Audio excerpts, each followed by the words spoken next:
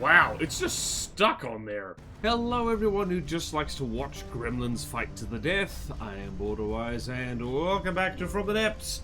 We're making my metal fleet all fight each other. Or at least, most of my metal fleets, because, well, some craft never got used, some of them are unarmed, and some of them are just kind of bad, so we're just gonna roll with it. So, while there is soothing background noise to these two Hailstorm gremlins shooting at each other, mostly fruitlessly, honestly, because, like, well, they're evasive little bastards, here is the thing. What's the thing? The ranking. That's the one. So, notes. Craft left out. Craft left out. Whoops. Include unarmed craft, so the tool and the sound tester, spy planes, and stuff like that, they're not being used. We're leaving out the nuclear before the dawn and the metalhead nuke that it spawns because, well, they just kind of don't really fit in. The Lordy and the Gojira, if you remember those, congratulations. Those craft were never used in the hardest Nita run, so we're just not using them. And we're leaving out the Man of War submarine because it's bad and it can't attack submarines, which means it's kind of useless against the Carnival. Pretty much everything else here can at least have a go at attacking submarines. And a further note that the Before the Dawn bomber and the Creeping Death torpedo bomber are essentially the same vehicle, so to speak. So the Creeping Death is going to be substituted in when this group goes up against the Carnival, because, well, it's a submarine. So yeah, that is the plan, and we're gonna have to head over to the custom battle setup to set up the first battle. So I will see you right there. How are these gremlins doing? Okay, when McFist fights himself, nothing happens, clearly. Alrighty, first fight set up. That was very quick. We have two Hailstorm Gremlin helicopters ready to shoot things to death. And then we have the Before the Dawn. My money is on the Before the Dawn because it's, like, very faster than the Gremlins, it's evasive, it keeps its distance, and it has large missiles, which the Gremlins actually struggle to deal with. So, here we go! And pew pew pew. Let's see, first blood. I'm not really seeing. Yeah, okay, there. A little bit of the paint got scratched on the Before the Dawn. First blood actually goes to the Hailstorm Gremlins. Wow, they are actually taking out those missiles. Yeah, oh wow. They are actually taking out the missiles. Oopsie daisy. Well, how about that? They might win. Unfortunately, that means this is going to take a while, so that's bad. Best hope for the Before the Dawn is probably to, like, catch one of them, like, let's see. Interceptors are intercepting. Are any of them going to hit? Oh, never mind. Hits are happening. Hits are happening. Oh dear, this is not going to be as even as we thought, although the gremlins can repair each other, so that is a little bit of an issue.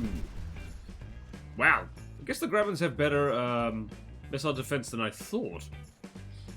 Yeah, this is going to take a hot second. This is the problem with getting my designs to fight each other, is because I tend to emphasize, like, durability and evasiveness over firepower, so their matches take a long time. Whee! Although, interesting that they're all going for that one. And outside of the gremlin is alloy, which does burn.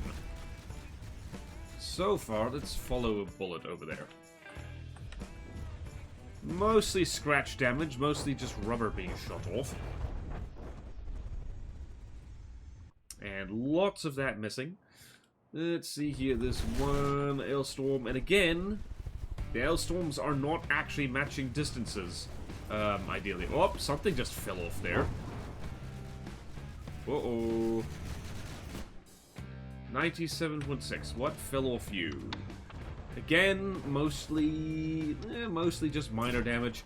One of the huge advantages, I was like, if they didn't have enough advantages, by the way, craft that move quickly can spread out the damage that they receive, like, over their surface area, whereas slower stuff is more likely to get hit in the same spot repeatedly, which is, well, a bit of a bummer for anything slow. Oh dear. Oh, that didn't look good. Oh, that's custom jets. And APS components. Oh, I think the Before the Dawn is going to win. To be fair, the Gremlins did better than I thought they would. Yeah, no, that's whoop, nope, over she goes. This is why I say the Gremlins are kind of one of my biggest regrets with the Gremlins, if it wasn't clear from the post-action review that I uploaded some time ago. Well, I probably would have uploaded it by the time I'm recording, by the time you're seeing this, is that the Gremlins are kind of vulnerable to missiles, which is a bit of a whoopsie-doodle, honestly. Gone are the days where you can just slap some interceptors onto a craft and that's it, it's missile-proof. It is really not doing well. It is burning to death. Before the Dawn just soars into the lead. Soaring lead. And now one of them is going to be going out of control. Where are these missiles going? I'm trying to remember if I put reinforced bodies on these missiles. I don't think I did. Oh dear, right in the injured part. Uh-oh. I think that's it. Yep, AI dead. That's it. Oh yeah, no, the Before the Dawn's gonna win this. It's gonna win this easy now. Well then. Unfortunate. Very unfortunate for the Gremlins. And now a single Gremlin absolutely does not have enough missile interceptors in order to take this out. Wow, the Before the Dawn is just... I don't think anything critical has been damaged here. And, yep, nope.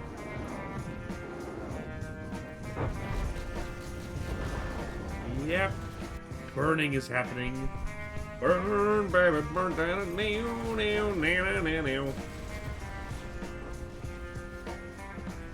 I wonder if this is why people don't make small front-siders. You tend to see, well, kind of. You tend to see, like, the giant flying bricks. Also, this is very helicopter how this thing is spiraling out of control like this.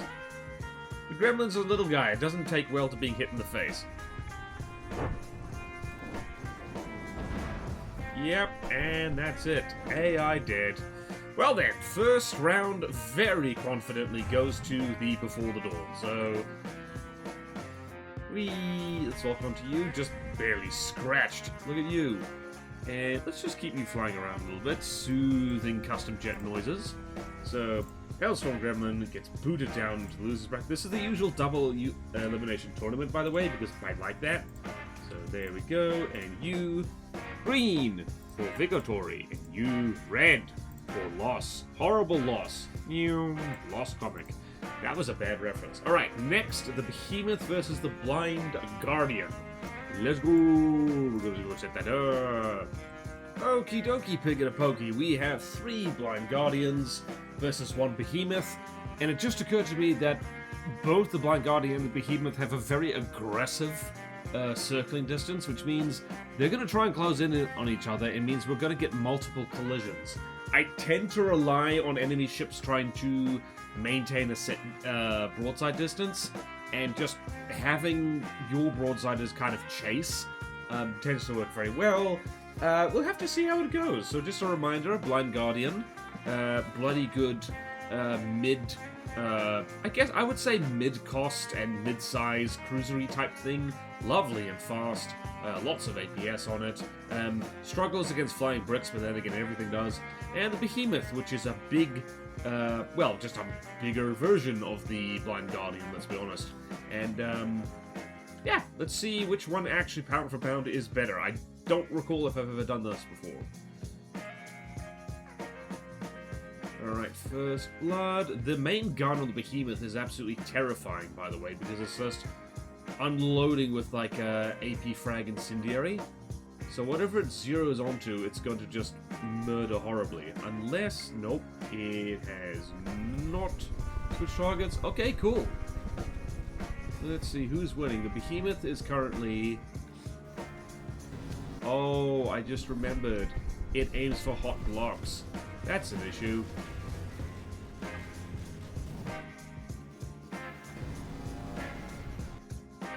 Woo! Okay, Behemoth is at 98% health. Blind Guardian team is at, well, just dropped to 96% health.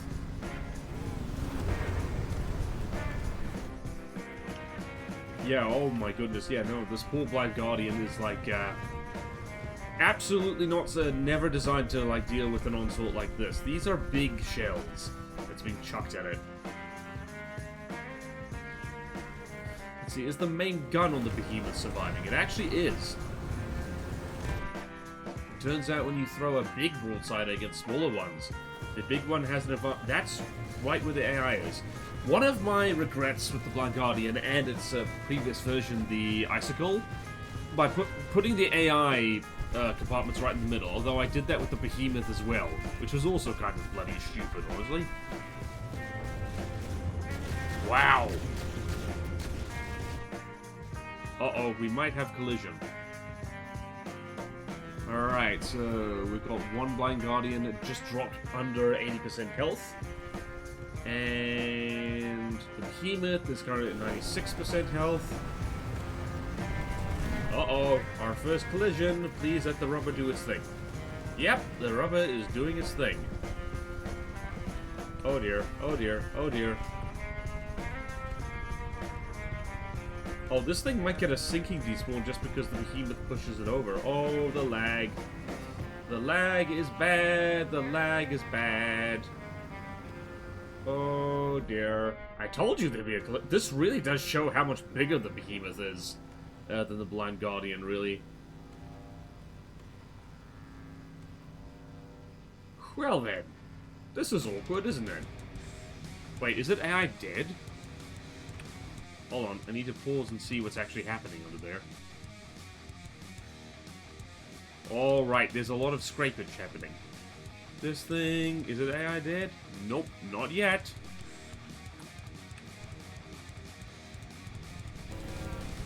Yeah, generally speaking, in a collision, the larger craft tends to come off better. Just like real life.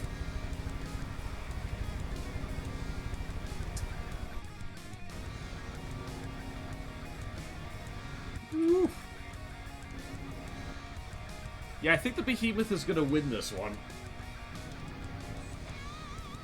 This one Blind Guardian is very bravely trying to, like, hold the behemoth in place.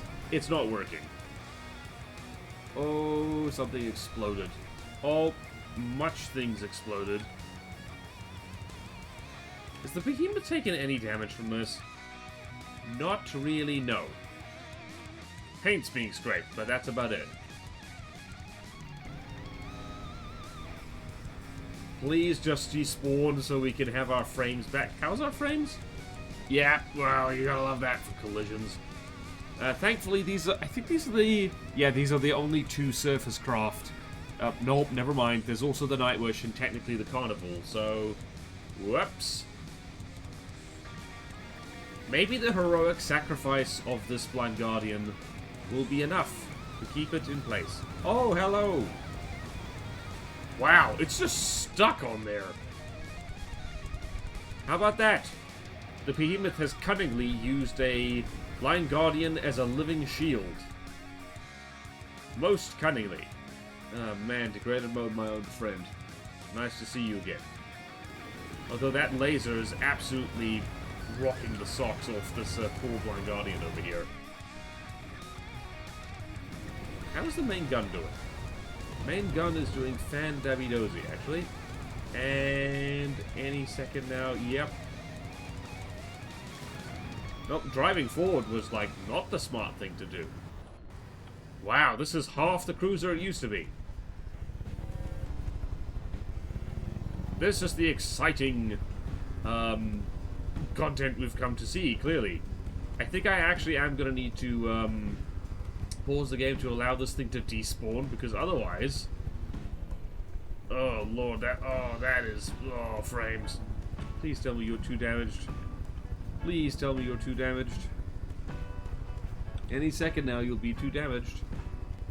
Man, you've got to love how the behemoth just is almost ignoring the thing that's, like, stuck on it. Like a remora stuck on a whale shark. Come on. Oh my goodness. I am a genius at making laggy craft, as it turns out. Bloody genius. Oh, the rear guns are very confused, too. Oof. This is about... it's been a while since I've made From the Depths chug like this. It's been a hot second, I have to say.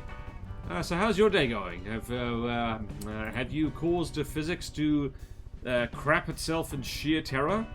Wow, it's got... in-game time is not going very fast. Oh my words, it's speeding up. Please speed up. I wonder, I think I might have turned off the behemoth's, I think it might have turned off the behemoth wanting to avoid colliding with enemy craft. I don't know why I did that. Presumably I had a reason. Are you going to despawn yet? 3, 2, 1, 0.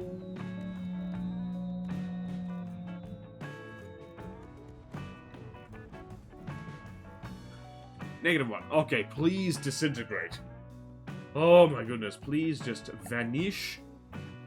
Vanish so we can carry on with our lives. While we're here, we can actually see how much damage has the behemoth has really not taken much damage at all. I guess the armor is holding. Significant holes in her, but, you know, we're nothing... Huh, did I actually make a decent hydrofoil battleship? I don't know. Oh, wow. Game feels like greased lightning now.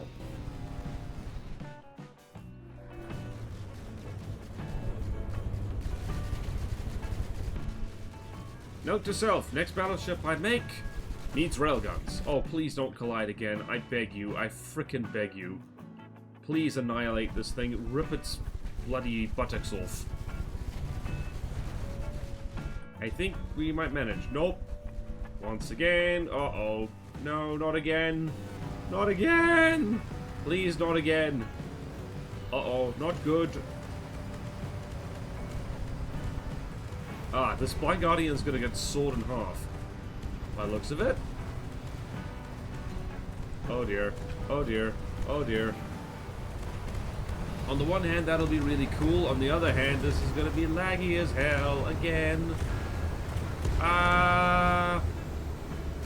Well, at least you're dying more quickly than before.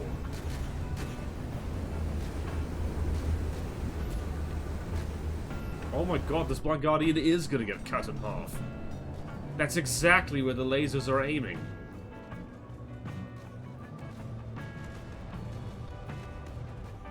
Oh my god. Well, nope, not exactly. Okay. Once again, I've accidentally made melee craft. I really need to test my stuff against itself. Because, frankly, this is unacceptable behavior. Oh my god, it did it. Wow! Well then, you gotta love that the behemoth can literally saw cruisers in half. Admittedly, by colliding with them. That's definitely very silly. I have to say, usually the main gun of the behemoth gets disabled by this point. And it's just scraping off all the hydrofoils on the underside. And, yep, nope, that's a pretty... This is looking like a pretty solid win for the behemoth, I do have to say. Not only was it, like, shooting Blind Guardians to pieces, it's, actually running them over.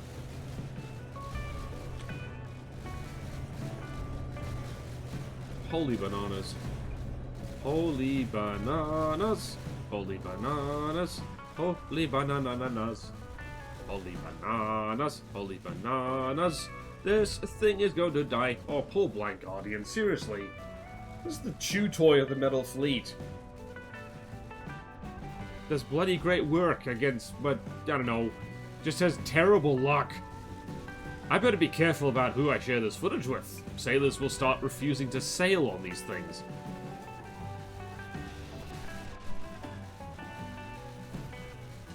And the behemoth just dropped slightly below 90% health, and that was it. Man, poor Blind Guardian fleet. Note to self, for every 3 Blind Guardians, could have a Behemoth. I do really like the main gun on the Behemoth. It's just a shame the positioning makes it so damn vulnerable to pierce weapons. And yeah, that's it. That is it. Behemoth goes on to the next round, which means it's going to fight the Before the Dawn. And the Blind Guardian goes down to the loser's bracket. And I'm just doing a little bit of coloring, like so. Poor Blind Guardian. It's hard to be a Blind Guardian in this day and age. Like, you try fighting blind and guarding stuff. It's really difficult. The Behemoth mostly does scratch damage, has lost a lot of its Hydrofall pods, but good news, it doesn't need them all. I think I might have made something scary, completely by accident.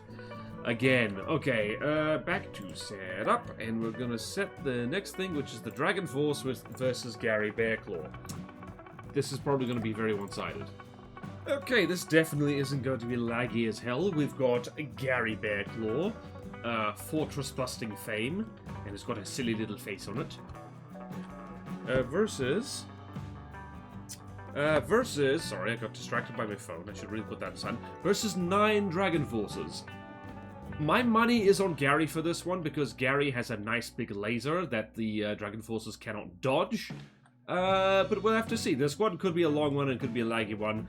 I'm also betting that the Dragon Forces collide with each other a bit, so here we go. It's not too laggy so far, that's nice. And first blood actually goes to both sides. Yep, well, there's our first collision. Of course it is. And this Dragon Force is going to have an extremely bad time, because the laser on Gary is actually quite strong. Unfortunately for Gary, most of the cost is in the cram cannons, which are completely useless against the Dragon Forces, so it's actually, like, cost equivalent, but not really. Also, I am seeing blocks fall off Gary. We'll have to see. Well, we'll just have to see. Let's go try and lock on to whatever Dragon Force is earning Gary's ire first. Whoops! Wow, you are closing in way too close, sir.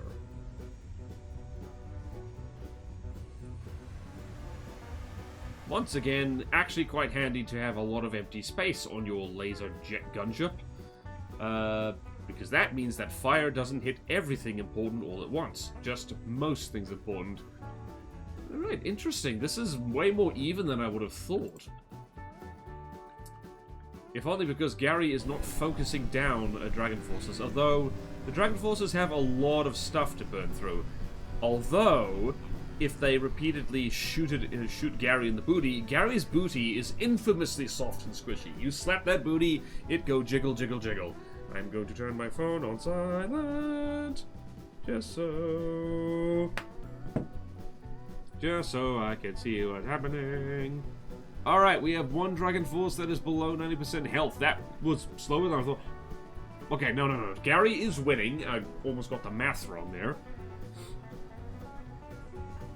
The thing is about Gary is that there's a lot of Gary. Gary is pretty big. Gary also has decent laser defense, but, like, this is putting into perspective. There's nothing... If you really want a genuinely good idea of how well your craft do, test them against each other, just to remove the kind of inherent bias that you would have seeing your craft go up against someone else's. Because the Dragon Forces are actually doing kind of well. Maybe Gary's smoke defense isn't very good. Alright. Again, much easier than I thought. Much more even than I thought this would be. The Dragon Forces are weirdly fireproof, just because their front and rear is like, well, it's like there's a lot of space in there. It means that fire doesn't spread to the most vulnerable bits. I think I already said that. Gary, on the other hand, is also quite fireproof. Metal skin will do that. Let's see then. It's also a question of whether the lasers get hit from Gary. This is going to take a hot second. Right, time to check out. And we'll say if anything interesting happens.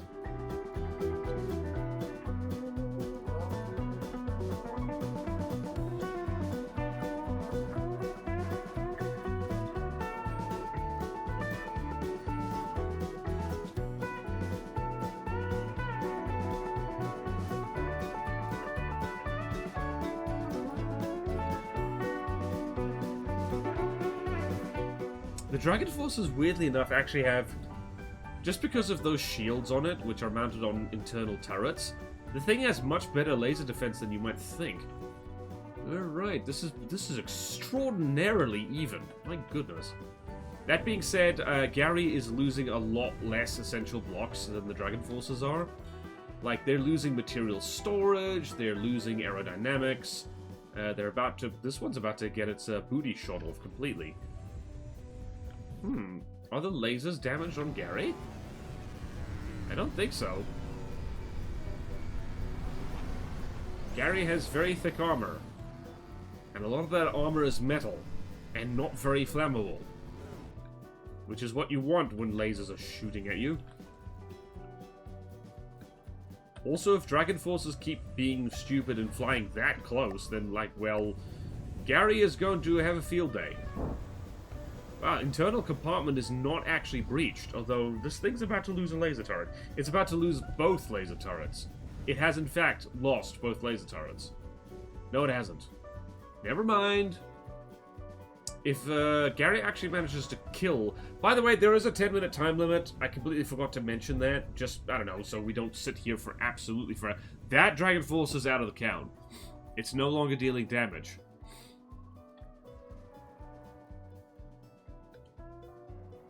I love lasers, honestly. Lasers might be... Cram and lasers, I think, are my favorite From the Depths weapon types. Although the one I use the most often is APS, because frankly, APS is the best weapon type. Like, I don't think there's any arguments there. If you, like, think any kind of weapon type... Say down in the comments what you think the best weapon type is, because honestly, APS generally is what people agree on, from what I understand. Although I have to say, a good pierce laser is, like, really good. Like, there's stuff that, like... What am I saying? There's stuff that lasers can do easily that APS really struggles with, and that is, like, actually hitting stuff that's super evasive. Although the same can be said for particle cannons, I should say. Oh, Gary's booty is not doing well. Uh-oh.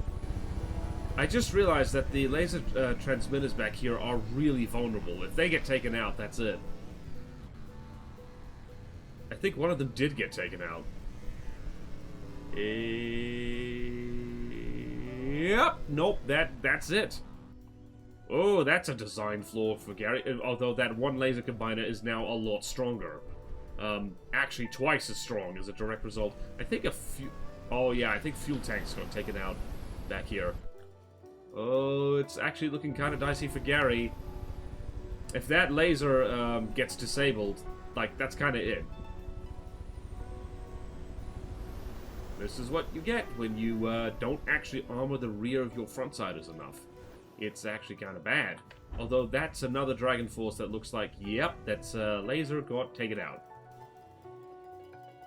There's 2 minutes to go.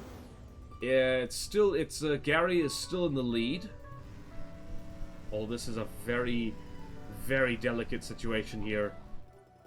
It only takes one shot from a Dragon Force laser to take out laser components like that. Oh, it's freaking out. Oh, it's freaking out. It has stopped freaking out. Wait, is that it? Nope. Not it. Oh, it might be getting into... Uh-oh, there goes custom jets. Oh, yep, there goes custom jets. It's into the innards. Oh, Gary might win this by a frickin' hair. Now I want to make a flying laser battleship. Like with 1Q lasers. Because I think that'll be cool. It'll be cool! Don't worry, guys, it'll be cool. Guys, hey guys, it's gonna be really cool. Wait, what the... Did I just see the... No, it didn't. Okay. All of these craft have repair bots, by the way, but they have very few repair bots, so it's not going to make a huge difference. Let's see, what's the block confetti on you, sir? Quite a lot of block confetti. Yep, taking out that combiner underneath there. Freaking love Gary's laser. Like, you try and make a cramcraft. This is what happens with my cramcraft. Like, I remember back in the day with the Stahl Slung, meant to be a cram battleship, turned into a missile cruiser, effectively. And Gary was meant to be a cram frontsider and turned into a laser frontsider. Note to self. Make a version of Gary that's all lasers. No, that would be heresy. That wouldn't be Gary anymore. Oh boy. Oh boy, oh boy, oh boy, oh boy. It's like 10 seconds left. Gary is in the lead, but only barely. Oh my goodness. Wow! That was unexpected. That is very unexpected. That was a very even fight. And none of the Dragon Forces died. Let it be said, like, here's the thing. The firepower on the Dragon Force is, like, severely lacking. It's a tough jet. The thing just, like, we just had a whole squad of this brawling against something with a laser, well, with a laser strong enough to, like, easily kill one of them. And just didn't manage it. Ha! Gary wins, but barely. Alright, let's put that in the spreadsheet and smoke it. Actually, don't smoke, it's bad for you. So the Dragon Force, down to the loser's bracket goes. Gary to the winner's bracket. Just barely, though. Just barely. Barely. Very cool. Get it? Alright, next, Carnival versus Nightwish. I don't think this is going to go well for Nightwish because it has a big pierce laser, and it might not be able to target the Carnival at all with its main weapon, so that's going to be awkward. It's going to be very awkward.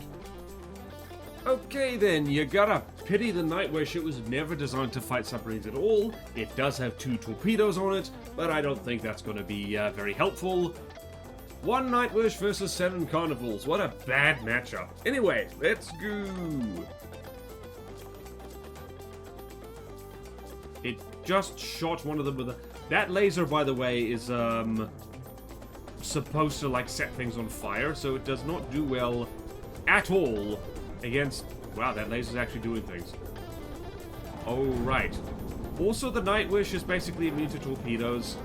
Oh, it's not actually immune to torpedoes. Uh-oh. Uh-oh, SpaghettiOs.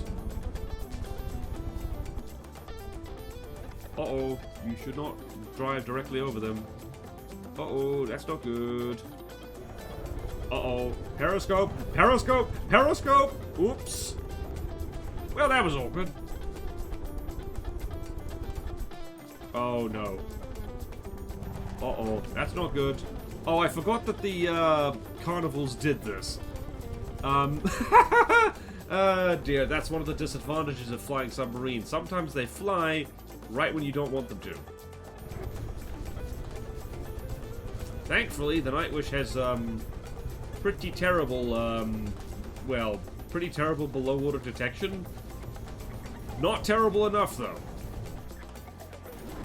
Let's see, what is happening here?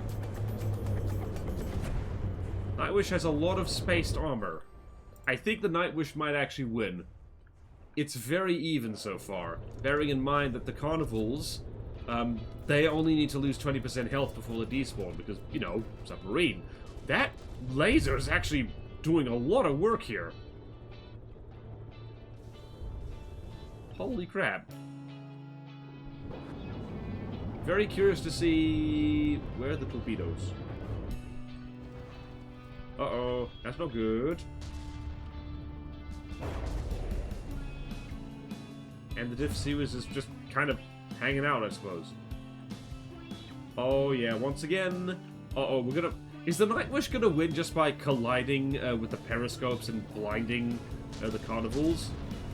That was very... Did you see that laser? Oh no, the laser turrets are actually stuck. They're stuck. That is very embarrassing. Oh dear. That's a bit of a design oversight. I'm learning things. Honestly, I should have done this. Uh-oh. Collision. Collision. Uh-oh. Nope. Bad. Bad. Wrong. You don't want to do that. Have you ever seen a submarine, like, fly over a laser battleship type thing? Not a laser battleship. This is more of a laser monitor than anything else.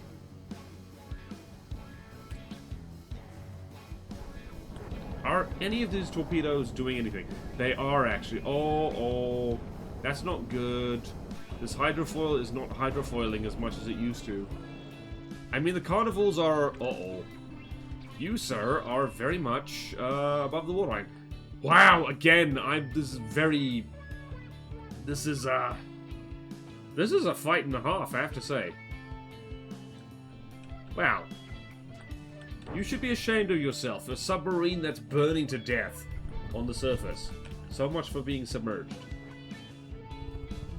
Except the torpedoes are now actually managing to do something.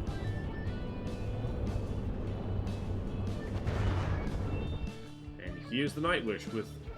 Oh dear, that's not good. No! You fools! Maybe I should have flung this... Maybe I should have included the bloody... Uh-oh, that's not good. Your heroic sacrifice was entirely pointless, you stupid ninny. You managed to, like... What the... Yeah, that whole turret fell off. You managed to snub one of the laser turrets, and that's it. Okay, no, the Carnival's not winning this. Well, there you go. Oh, no. Oh, no! History repeats itself. Really stupidly. What the... Huh. That is really stupid. Repeating. Uh-oh. Don't do it, buddy. Well, then.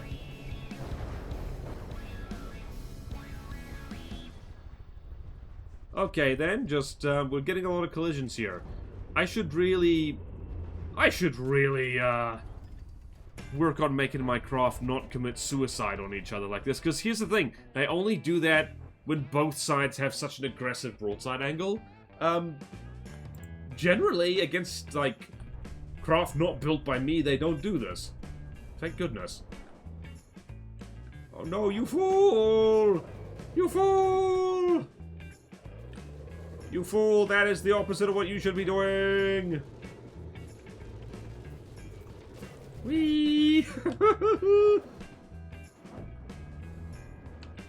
Well then, this is one of the silliest fights I've ever seen.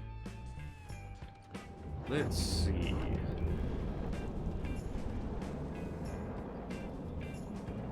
And these torpedoes are not going to make... They are going to make... Nope, they're not going to make it. Ha! How about that? How about that? The Nightwish is actually winning. Not just winning, it's winning, like, incredibly well. I think the Nightwish is a contender for winning this whole bloody tournament. Uh-oh. No, no, no, no, no, no, no, no, no.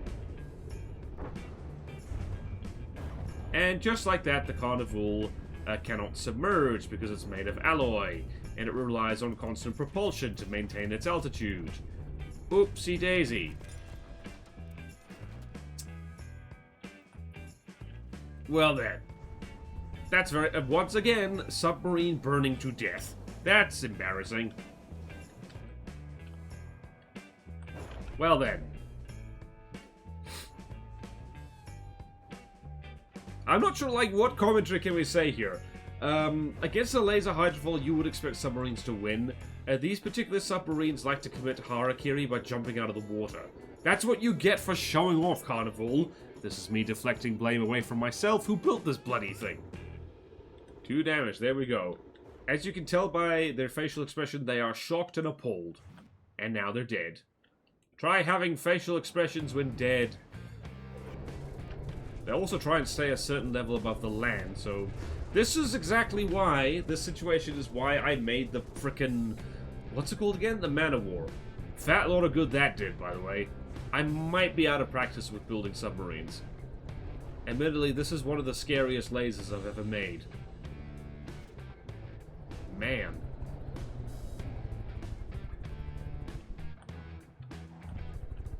Yep, this Carnival is yep, and 2 damaged. I never want to hear from people that submarines are cheese, because they're really not. And behold, pole armor because I couldn't be bothered changing that. You know what's a really good idea? Driving close to the thing that's killing you. Also, you're aiming right for the... Oh, whoops, there you go. Even when the Nightwish switches to like that close-range rapid-fire laser, it still does so much bloody damage. Also, I don't think I ever put smoke on the Carnival. Yep, and that's it. APS taken out. Zap, zap, zap. Well then. Ha! Who would have thought? The Nightwish is good. Uh-oh. There goes the ammo compartment. Uh-oh. This ain't good.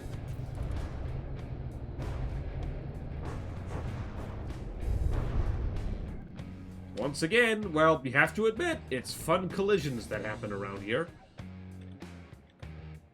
Also, once again, I swear that never usually happens. I think my craft hard counter each other, and at the very least, it's making this tournament go very quickly, and yeah, there's a bloody excellent television if you ask me. Also, we're in a shallow part of the ocean, which is definitely not helping the case for the carnivals. Uh-oh. Uh-oh. Guys, you don't want to do this. You don't want to do this. Ooh. Roly-poly. And... submarine got run over by a big thing. Walking home from our house Christmas Eve. Wow, that was brutal. That was genuinely bloody brutal. Don't be fooled by the elegance of the Nightwish. It will run you over dead.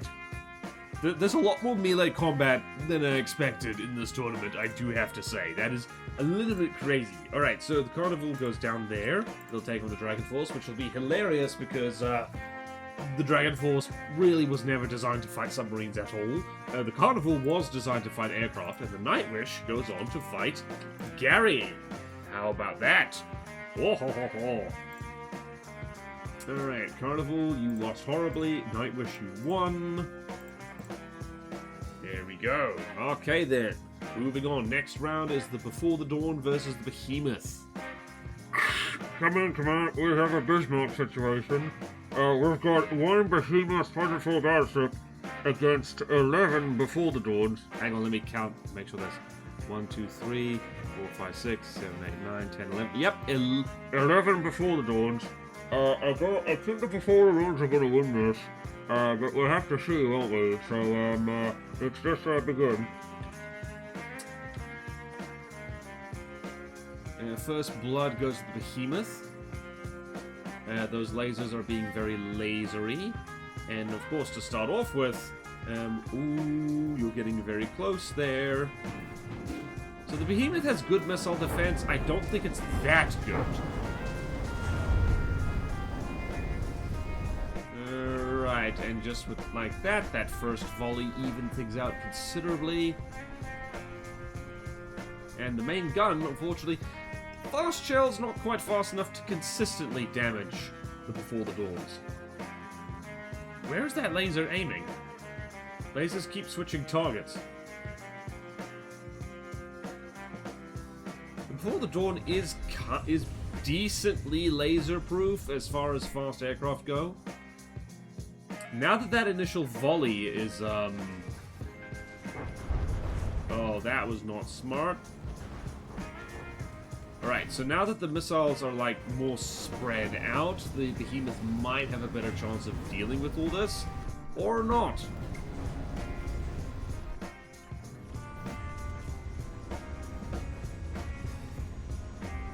Wow. Very evasive. Alright, it is decently even, but the Before the Dawns are in the lead there.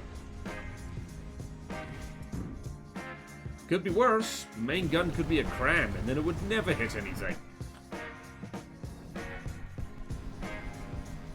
Right, the problem, I think a problem I have with my lasers is that they don't focus down targets very well. Alright. If the Behemoth had a similar thing to the Blind Guardian, just that spinny, I don't know why I did the hand gesture, If it had that spinny kind of decoy thing that the Blind Guardian has, I think it would be doing a lot better.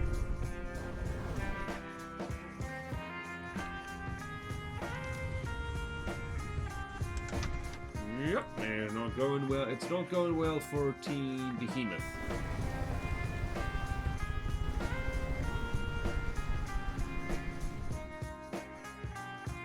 Whee! And the Bolderdons are very evasive.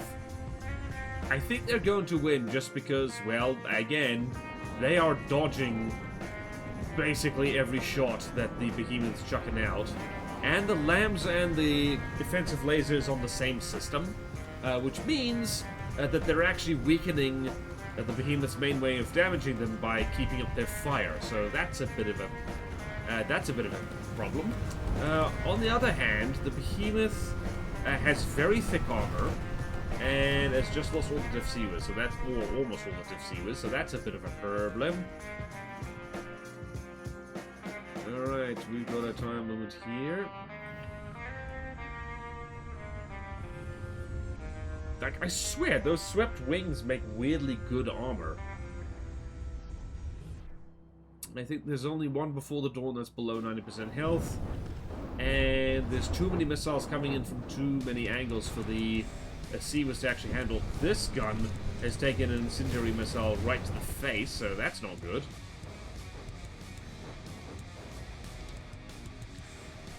Maybe I should have made it a mixture of incendiary and timed AP frag. That probably would have been better for the Behemoth. That's a lot of blocks, though. What happened to you? Ooh, Comin. Yes, you got sizzled quite badly.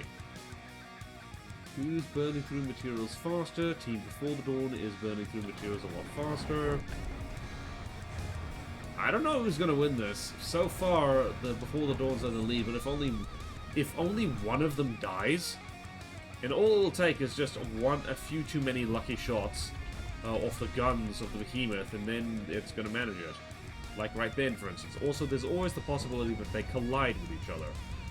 Also, the Behemoth is set to aim for hot blocks, which is originally something designed to help it fight against Grey Taloncraft in particular, because you take out the custom jets and they fall into the ocean. It's really backfiring against the Before the Dawns because the hottest stuff is at the rear, which is the bit that pitches up and down the most. Ooh, boy. Ooh, that is a lot of Bernie happening. Behemoth, like, every gun is still functional by the looks of it. Wow, even that one back there. How about that? Oh, one of the laser turrets got taken out. Usually is the one in the middle that gets taken out first. Except now the one that's left is a lot stronger. This thing is very unhappy. This thing just dropped to 80% health, and is now...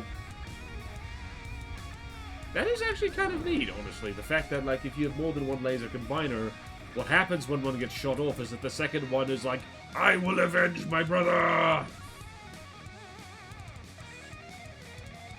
This is cool. Both of these crafts are actually pretty good. Probably the Before the Dawn is, like, better, pound for pound, I do have to say. Where is that one? Oh my god. Ha! Your jets got taken out, friend. That's unfortunate for you. Oh my goodness. The Behemoth might actually claw back the lead here. Sizzle, sizzle.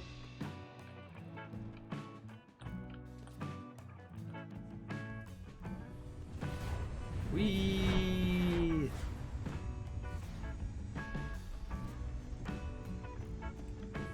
It is clawing back the lead. I mean, at 91% health. But again, this is a little bit like, when the Dragon Forces were fighting Gary. Yeah, Gary's taking a lot of damage, but Gary's armored.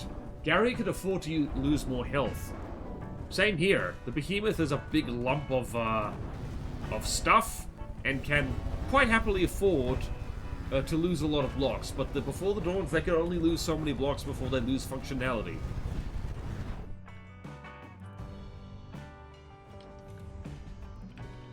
Well, that was a nasty hit, I think.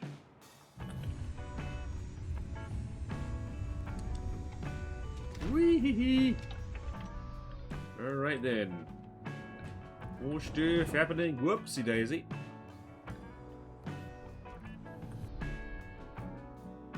Right. Behemoth is at 90%.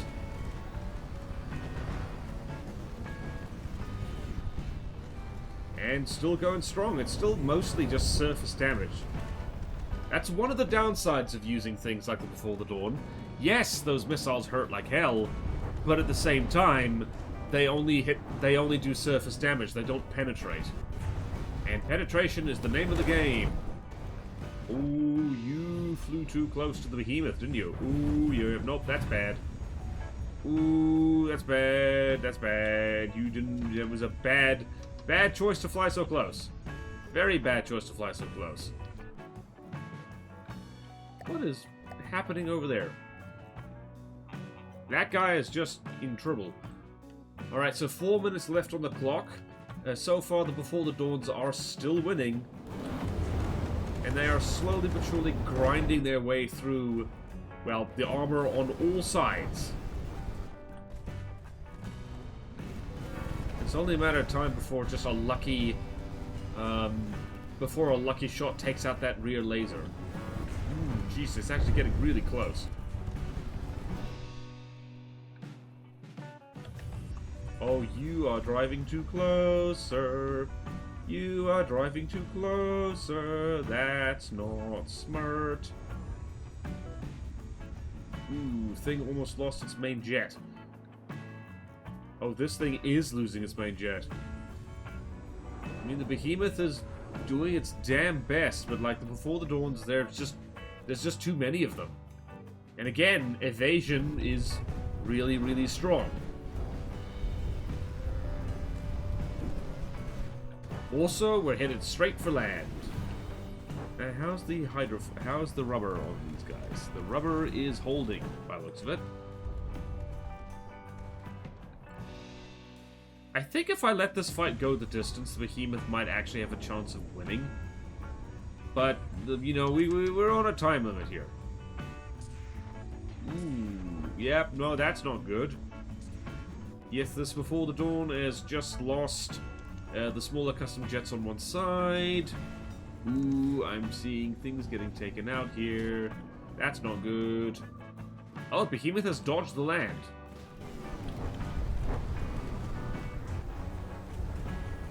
Whew! She's beat up. She is beat the hell up. Again, if only one Before the Dawn dies, then that could mean the difference between...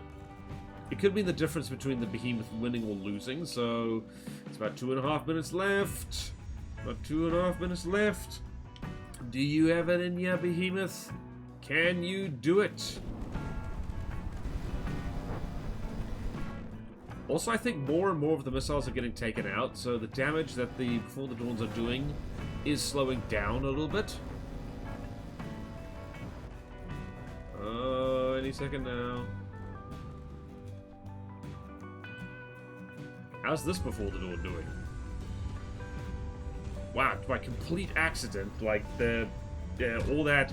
I really did just spam a whole bunch of, like, you know, control surfaces in the back there, which accidentally acts as armor.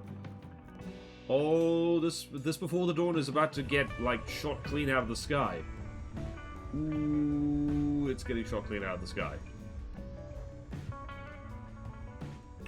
Not quite, though. Oh, this one is... Oh, boy. Oh, lordy. Can it do it? Custom jets do have an absolutely silly amount of health, I do have to say. Oh, my goodness. It might do it. Oh, my word, that's a lot of damage. Oh, there's, like, barely a minute to go. I think the Behemoth only really needs to make one of them despawn. I'm on the edge of my seat here. I really am. Holy bananas.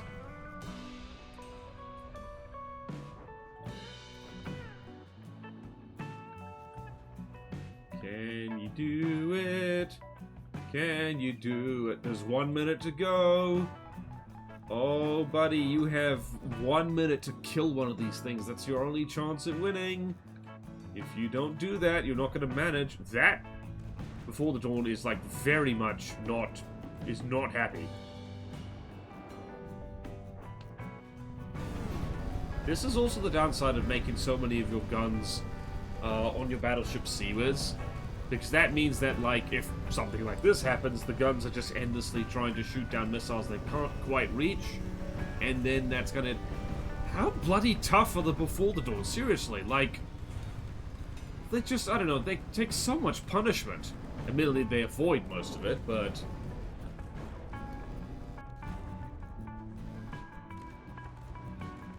Woo-hoo-hoo.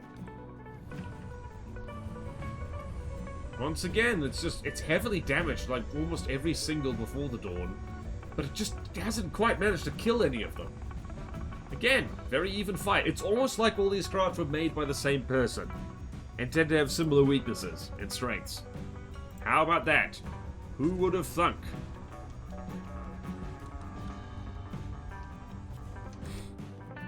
Okay, that's it, that's time! Oh my goodness, it's like, I'm so sorry, Behemoth. You fought exceptionally well. But the Before the Dawns, they take it. That's it. They freaking take it. So yeah, I keep forgetting that I need to do bloody things here. So I need to go here. And final round goes there. Don't mind me, I've only done so many of these silly mock tournaments, and it's like... Anyway, Before the Dawn / Creeping Death goes there. The Behemoth goes down here. And Behemoth actually managed to lose. Before the Dawn wins. The next is Gary Bearclaw versus Nightwish, so we need to set that up. Yes, we do. Okay, I definitely did not time travel. We have Gary versus the Nightwish. I think the Nightwish is going to win this one because this is a 1v1, just barely. Nightwish is just over $1 million, and Gary is just under $1 million. So, here goes. Absolutely nothing. Pierce lasers are very strong against frontsiders. Let's see what that did. Hello, sir. Oh, no, this is not going well for Gary. Also, the Nightwish has diff seawers. That was a fair chunk of stuff, though. What was that chunk of stuff? Oops. Careful. Careful. Careful. Oh, boy. Okay, Gary has managed to retreat. This is very good. Did I somehow accidentally... I hate how my rush jobs tend to be better than the stuff I actually put thought into. Yeah, no, the Nightwish has got this. Like, the Nightwish has got this in the bag because it is fast, it has pierce laser. Why has it taken me this long to realize that lasers work incredibly well with long, narrow craft like what I make? There's a lot of burning happening there. Oh, dear. And the fact that the fire synchronization has completely stuffed up and there's two crams now firing at the same time, that is bad. Let's see the block. What's the block confetti here? Oh, that... Yeah, that's a lot of block confetti. That is a custom jet that just fell out of the sky.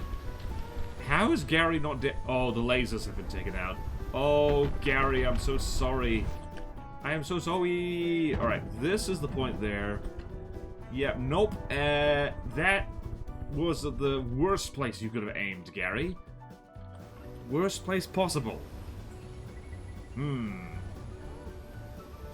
It's almost like pierce lasers are incredibly meta and crams are really not. Let's see, have you run out of stuff? I have issues with the way direct input feed works in From the Depths these days. Because Diff Seawiz is just way too good at dealing with cram cannons. Like, it's just so good. It renders crams almost useless. All the more so for the fact that Faction Craft do use them now. There's a bunch of stuff, like Onyx Watch stuff actually does use as well. Admittedly, the Nightwish is also, like, really fast. This thing has a top... What is its top speed? It's about 70 meters per second. And is, like, got a very low profile on it. So, it's already hard to hit with Cram. Poor Cram cannons, man. What is a Cram creature to do? Yeah, you can... Oh, no. Those Crams are very damaged as well. Gary, how are you still flying? This is silly. It's like his steering has really been compromised as well. Damn, this is really showing off like how strong pierce lasers are. Although I don't see any laser components. I do see engine components though. Yep, no, the Nightwish has just got a better alpha strike. It's just more strong. It's just more strong. Well, there goes an entire turret. Let's have a look in here. Let's see what fun and activities are. Like, pierce weapons are like this are one of the reasons I'm not actually that fond of huge, like, steam engines. Because, my goodness, they just, I don't know. They suffer from pierce weapons a lot more than fuel engines do, because, you know, you have a bunch of redundant fuel engines, like what the Nightwish does. Like, you get a hole blasted through it, it's like, alright, that's a problem, but you can keep going. But you just take out one critical steam pipe on a steam engine, and, like, that's it. On a big steam engine, at least. They lack redundancy, and also they explode. Alright, I might be biased, I am a fuel engine man, and probably always will be. Yep, that's custom jets. I'm also trying to remember if I set up the Nightwish to attack... Oh, now you're doing stuff. Oh, wow, that's a lot of critical laser components. Oh, that's a lot of laser components. Oh. What the hell? Oh, oh, wow, what an upset. The Nightwish just stopped firing. It took out... Wow, Gary took out both the transmitters. I don't know what to do with a draw here. It'll go to time, but we'll see. I think Gary has one gun aiming. I don't think it can even fire. I'm gonna let... Oh, wait, no. Let's see. Can Gary do damage? Oh, Gary is not only doing damage, Gary's doing a lot of damage. Alright, and the Nightwish is not fighting back anymore, so, this is gonna take a hot second. So, we're gonna run it to time. Gary has about, 26% health to make up, and I'll let the crams come in very slowly. Well, we got about 20 seconds of the fight to go. It looks like the Nightwish is gonna take this, because remember... my house rules are whoever has the highest health left over wins. Never mind that the Gary is still attacking. It's attacking very slowly and not really doing that much. And for most of the fight, apart from that one really lucky shot, yay! Like, the Nightwish was absolutely dominating this fight. Let's see what happened here. One of my biggest regrets with the Nightwish is actually putting the AI compartment. Yep, here it is. Yeah, look at that. That was extremely lucky. Like, it just straight up, let's see what happened. Yep, the transmitter got taken out. This is a reason not to go too ham on the frag, and honestly, I should have put a little bit of high explosive in Gary's crams just to avoid areas like this, because I think what happened is like, I don't know where that cram shell detonated. It must have detonated... Ah, there we go. Somewhere in here and a frag sneaked in there. But if it was HE, it would have AI killed the Nightwish. And it didn't. And that is unfortunate. Alright, so now we're gonna go over here and we're going to fill that in. So the Nightwish carries on, barely. The Before the Dawn might have real trouble here. Although the Nightwish has pretty crap missile defense, honestly. And Gary goes down to the loser's bracket to fight the Behemoth. I think, actually, not to spoil anything, these two have fought each other before, and Gary did lose. That might be luck of the draw, though, so there you go. Alright, Gary gets colored red, Nightwish gets colored green, and the Second to last round of the main bracket is the Before the Dawn versus the Nightwish. Going to set that up right now. Alrighty, not quite a Bismarck situation here because the Bismarck did not have a big laser. I genuinely don't know who's going to win this. I thought the Nightwish would, but that's 9 Before the Dawns, and they are, like, I've seen the Nightwish miss before a lot, so we'll have to see. I think in the initial, like, sweep, when they get close to each other, the Nightwish might bring down 1 or 2. But I don't know. But on the other hand, the Before the Dawns don't penetrate targets very well. So let's just see what happens, shall we? Immediately, one of the Before the Dawns has gotten a zap. And let's see here. Yep, this is basically what I thought. That's, oh no, this Before the Dawn's not going to do very well. Although the Nightwish is absolutely copping it. That being said, multiple layers of spaced armor, they work great against missiles as well as plasma, so yeah, I think it's very good. Let's see then, the Nightwish lost about 3% health of that. In terms of teams, it's going pretty well. Diff Seawiz is doing something, kind of. Let's see, I didn't see blocks fall off there. This is where the Nightwish could struggle. Because that stupidly, like, lasers can still miss a lot. Yep, like that, they missed. Alright then. That being said, just 1 good shot off that laser is enough to, like, outright kill a Before the Dawn, so we have to see.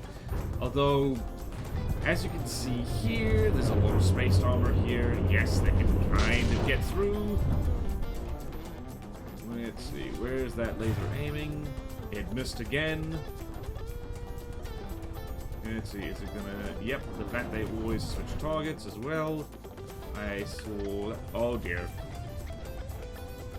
One of the best things about the Before the Dawn is that so much of it, much of its mass and its profile is not actually that important to it. The wings, weirdly enough, make really good ablative armor just because of how flat it is. So this fight could take a hot second. Let's see, I saw bits fall off there. Yep, and Before the Dawn might just not Before the Dawn, the Nightwish might just, yep, even things up a little bit. Any of that important? Not really. Yep, it just, that kind of trimmed a wing off of that. How is that wing staying on? From the depths, I have questions. I have questions about how you do physics.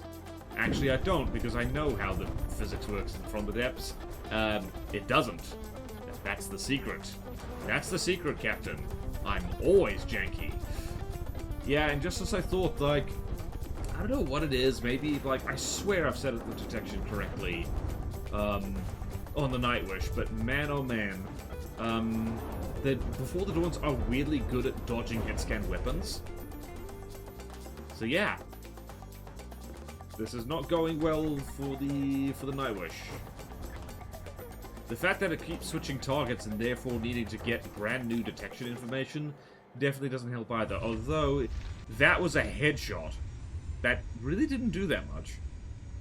Pierce lasers aren't great, as it turns out, when there's not that much to pierce. Where was that? Again, that laser's really not doing that much. Smoke is smoking. Although, yeah, oh, there goes a laser turret. That's a problem. The Before the Dawn is possibly the one thing that could reliably take down the laser turret, simply because, well, the radar-guided missiles take things down at random. Oh, that's a kill shot. Well, the Before the Dawns have like 7 minutes to knock out that last laser turret. This is one of my regrets with the Nightwish, is that her missile defense is not great. Like, even the diff turrets were like a last-second add-on, just to make sure that, you know, she didn't die horribly to crams. Which I think that was purely because I was testing her against the Scarlet Dawn Cassiopeia. Except now that she's staying still, she's actually managing to aim rather accurately. She might still manage this, you never know. It's not looking like it. A lot of damage has been done. And this one... Seriously, I don't know how this thing manages to keep flying sometimes. Balloons, that's how. It's going puff puff. It's doing a puff puff. And what did that do? That took out a custom jet, actually. Oh, that was actually quite a nasty shot. And there was another one. I think the Nightwish has given, like, the Before the Dawns more trouble than literally anything else they've fought. Which is, like, to be expected. This is a laser craft. But again, that space armor is doing an amazingly good job dealing with, like, impact, HE, and incendiary. And that one laser turret is like, oh wow, this entire, like, sections of deck just fall. Wow, the whole superstructure fell off. That's a problem. I don't think the Nightwish is going to win, but my goodness, it really is, like, it's putting up a fight, and it's taking a real beating. Okay, then.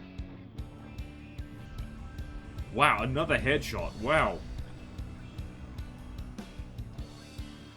Let's see, is anything despawning yet? No, not really.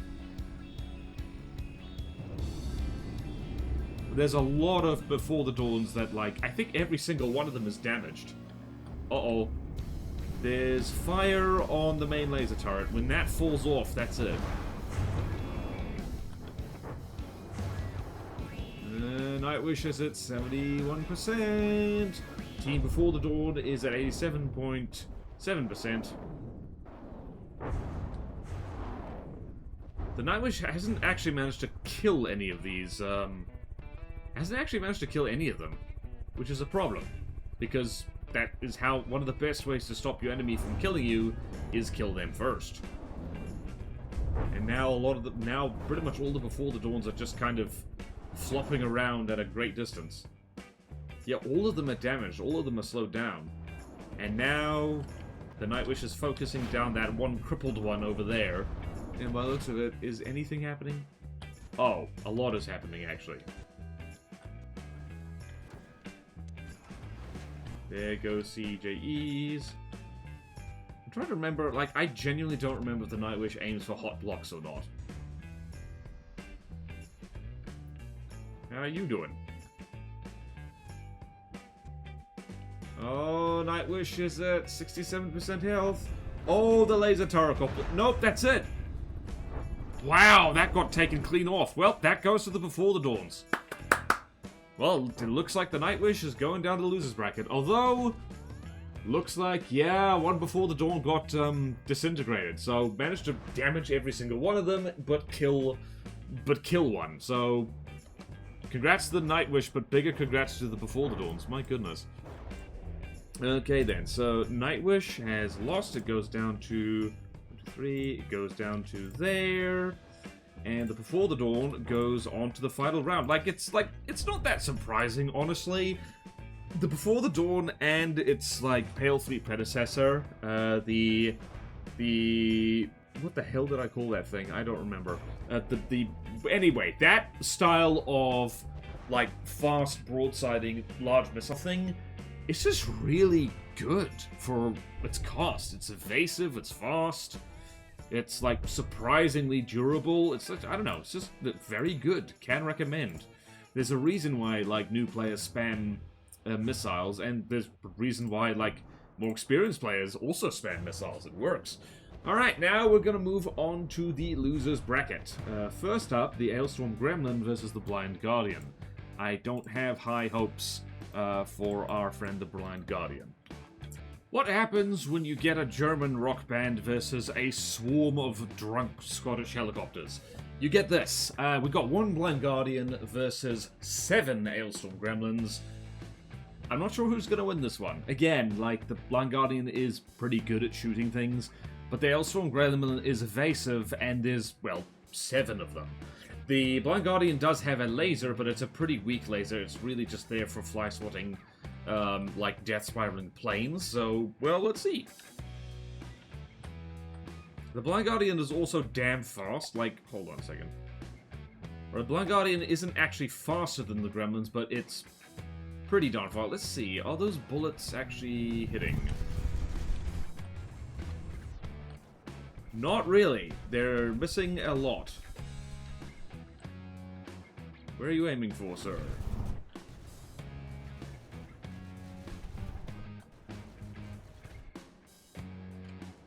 Alright, yep, nope, though, yep, nope, I don't think the Blind Guardian's gonna take this. He's gonna get peppered to death by gremlins. As tends to be the case. Let's be honest, this is a one broadsider versus a swarm of frontsiders. This was never gonna go well, and I just remembered the gremlins can repair each other. That's a bit of an issue. Really, the Blind Guardian can take a fair amount of punishment from small gauge APS, but probably not this much. Yeah, no, the gremlins are very much in the lead. And, yeah, nope. They're just slightly too evasive for the Blind Guardian to hit. Let's see, then. That laser is doing things, kind of. This one gremlin is, like, not really taking much damage. Look how many bullets are missing. Probably tweaking the Blind Guardian's detection settings. Just the bearing, the range, and distance timing could help with that, but I don't think it would make that much difference. Like, this thing's... Oh, never mind. Oh, it took a rotor off. There goes one gremlin. Never mind. That gremlin is still flying somehow. How are you flying, sir? Okay, this is probably going to take a while. Oh, my word. There's a lot of paint being scratched off here. Reminder of what shells the Elstrom Gremlin is using. It is Sabot and AP Heat, I believe. So, nasty little shells. They do add up over time. Honestly, the only battleship worth making, it seems, is a laser battleship. I just should do that at some point. Just make a... Like a... Not a meta sense, but just a nice lasery battleship. To laser things. 'Cause that'll be fun. Do we remember what fun is? I hope so.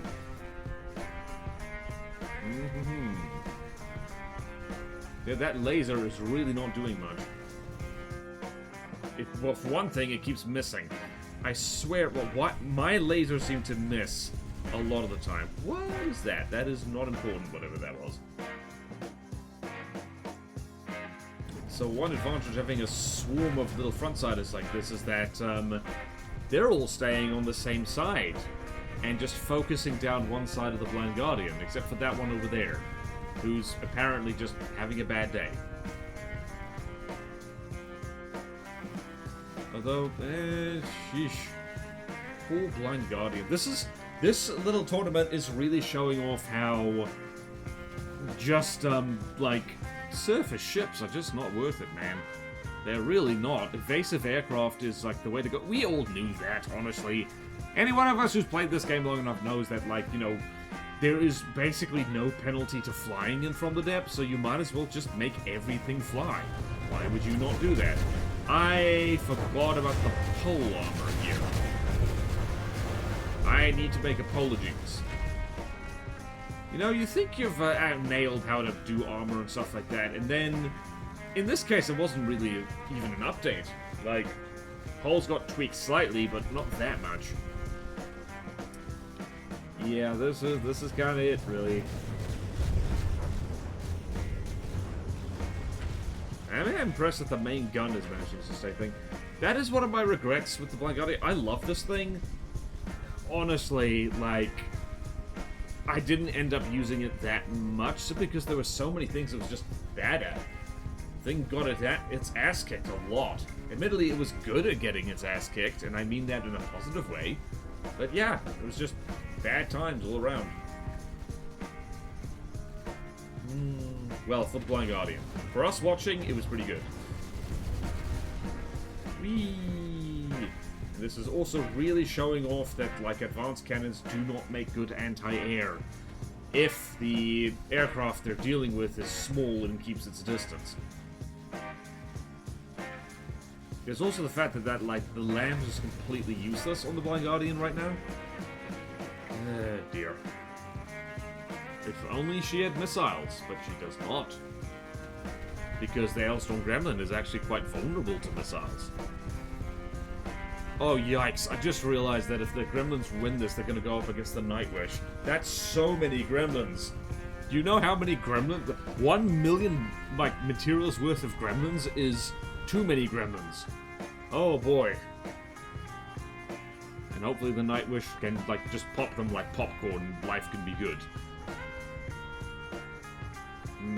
I wonder if this is going to turn into a recap here, because I'm just looking at what's going to be fighting what. I really hope the frickin'... I really hope that frickin' Carnival doesn't fight the Nightwish again, because, like, you know, I will do rematches in this one because there is a fair amount of RNG involved in fights like this, but... eh.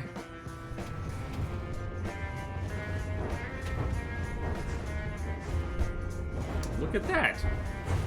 Alloy beam slopes and heavy armor poles. A match made in hell. Are there any, like... I don't think any critical plugs have been taken out yet. I'm amazed the guns are still functioning. Never mind, there goes the entire superstructure. Well, that's what you get for putting your superstructure right in the middle of your craft. I'm firmly of the opinion now that for broadsiders, you kind of want to leave the middle of your craft empty, which is a problem for me, because I'm a canoe smith, and you know, fatter in the middle just makes sense. But I guess I should start making canoes with a pinched waist. You know, and just have them be mostly hollow. That's actually not a bad way of building, generally. Like, empty... Wow, one of the gremlins is down. Yep, gremlin down. Gremlin down. It's being pushed around by its own recoil. Well, at least you managed to kill one thing. Wow, the profile of the Blind Guardian is so different when the superstructure's shot off. It looks a lot more like the stuff I used to make, which is same thing basically, but no superstructure. Look at them heavy armor poles. They're actually doing a decent enough job, you know, being armor. But I think something exploded. I'm not sure what it was. Probably the bit that was, yep, the bit that was lacking heavy armor. That was an ammo compartment. The whole thing went up. Damn it.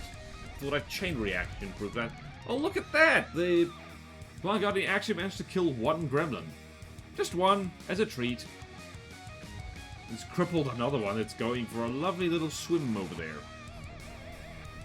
Honestly, I really should have just made a larger version of the gremlin for campaign use. I still cannot believe that, like, the Nightwish was made in such a hurry because I didn't really have a answer to, like, you know, properly nasty flying bricks. And, like, yeah, I'm amazed I did a whole campaign. You know, I confidently declared war on the Great Talons and the Scarlet Dawn without the Nightwish. That was only designed afterwards. Ye gods. Anyway, what can we say here? This is a lot of poles. I have a lot of apologies to make. And yep, there's delicious engines right there. Admittedly, poles actually work kind of well for the Blind Guardian because, like, the one time that pole armor is better than beam slopes is if you want health per volume. And that's it. And even then, you should probably be using heavy armor poles rather than anything else. Like 2 layers of alloy, like a layer of heavy armor poles and another 2 layers of alloy. That's okay. It's not the best. Cannot emphasize that enough. It is not the best armor. It's okay. It does well enough. Actual good armor would be like alternating layers of alloy, heavy armor beams, air gaps, and a metal skin just on the outside. That seems to work really well. And it looks like the Blind Guardian is finally getting holes poked through the heavy armor poles. Took long enough, which means it's getting holes poked in the engines. Alright. Blind Guardian has managed to kill 1 Elstorm Gremlin and damaged a few others. 2 minutes to go. Do I need to speed this up? Nah, there's enough block confetti. Delicious block confetti. Wow, and I even did, like... Oh, there is actually beams, heavy armor beam slopes up there. Look at that.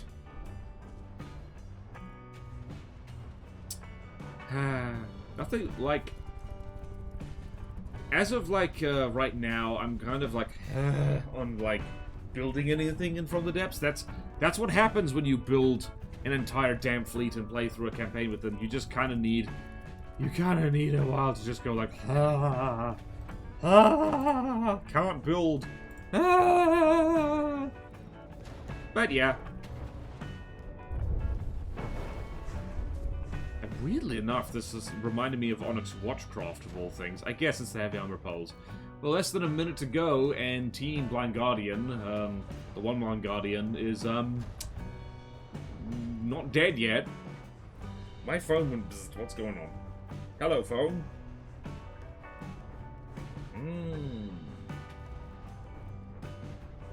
I will reply to that later. Do not worry, it's good news. Alright, 30 seconds to go. I don't think the Blind Guardian's going to win this, which is a crying shame. I need to make a laser-only version of the Blind Guardian, and that'll be very fun. Just the center bit, filled with engines, and just all the turrets are little crappy lasers. Because that's funny. Not optimum laser use at all. A69! That's the telephone number. I get jokes wrong because that makes them fresh and interesting. Maybe not funny, but it gets people's attention. That one short I did where I was like, hey, what was it? 420, that was the sex number, I think was the joke, and a lot of people were like, no, it isn't. And I'm like, listen, people just make things up. Alright, so the Blind Guardian is out of the tournament. Sad day indeed. I'm not surprised. It's trying to be like a, you know, like a thing. That wasn't a good phrasing. Elstorm Gremlin, oh goodness, it goes on to fight the Nightwish. Oh lordy. But it won a fight though. The Before the Dawn's like absolutely clobbered it before. Alright, so next is Dragon Force versus Carnival. This is going to be hilariously stupid because the Dragon Force can barely fight submarines at all. So we'll just set that up very quickly. Alright, we got a 3v2. Interestingly, Dragon Force is about 100k materials. The Carnival is about 150k materials, so it is a 3v2. Let's go. My money's on the Carnivals. Although, to be fair, the Dragon Forces are incredibly evasive, so this could be a very long fight. No, maybe the Dragon Forces will win. I don't know. Because, yeah, they can... Oh, no, the Dragon Forces are going to win. Oh, that's interesting. The Dragon Forces have not taken any damage at all. Carnivals are going to get very, very slowly whittled down. Again, this is the downside of periscopes, which is probably a very useful balance thing, honestly. Right, one of the Dragon Forces has been slightly tickled. They're probably going to collide with each other, honestly. Let's go see here. Where are you tickled? Show me on the doll where the Carnival hit you. Yeah, the Carnival, when it comes to shooting aircraft, really does kind of rely on the aircraft flying directly over them. Yeah. This is going to take a very long time. There is way more blocks falling off the Carnivals than I thought there would be. Also, if they try and evade each other, they're going to have a very bad time. Let's see. What did the Carnival fight? It's been a long time. The one thing the Carnival's fought is the Carnival going to get its ass kicked by not one, but two laser craft? Note to self, lasers are the only weapon you need, because they can kill submarines. Admittedly, that, like... Hello, what was that?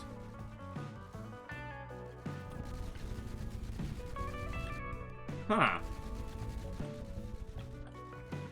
Yeah, no, like, the Dragon Force are actually doing great. I was not expecting this. Like, at all. Really wasn't expecting this. Right, again, I'd like to reiterate, people who think that submarines are cheese... No, they're a thing. Yes, they're a pain in the butt if you're not ready for them, but that can be said for literally anything in this game, like, at all.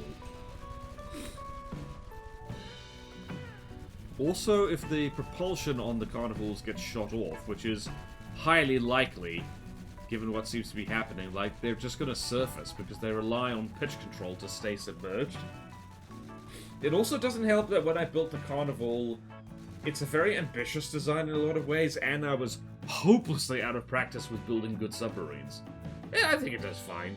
It's currently getting its ass kicked by an air superiority jet of all things, which is deliciously ironic because the Carnival flies outside of combat, and sometimes within combat. So that's nice.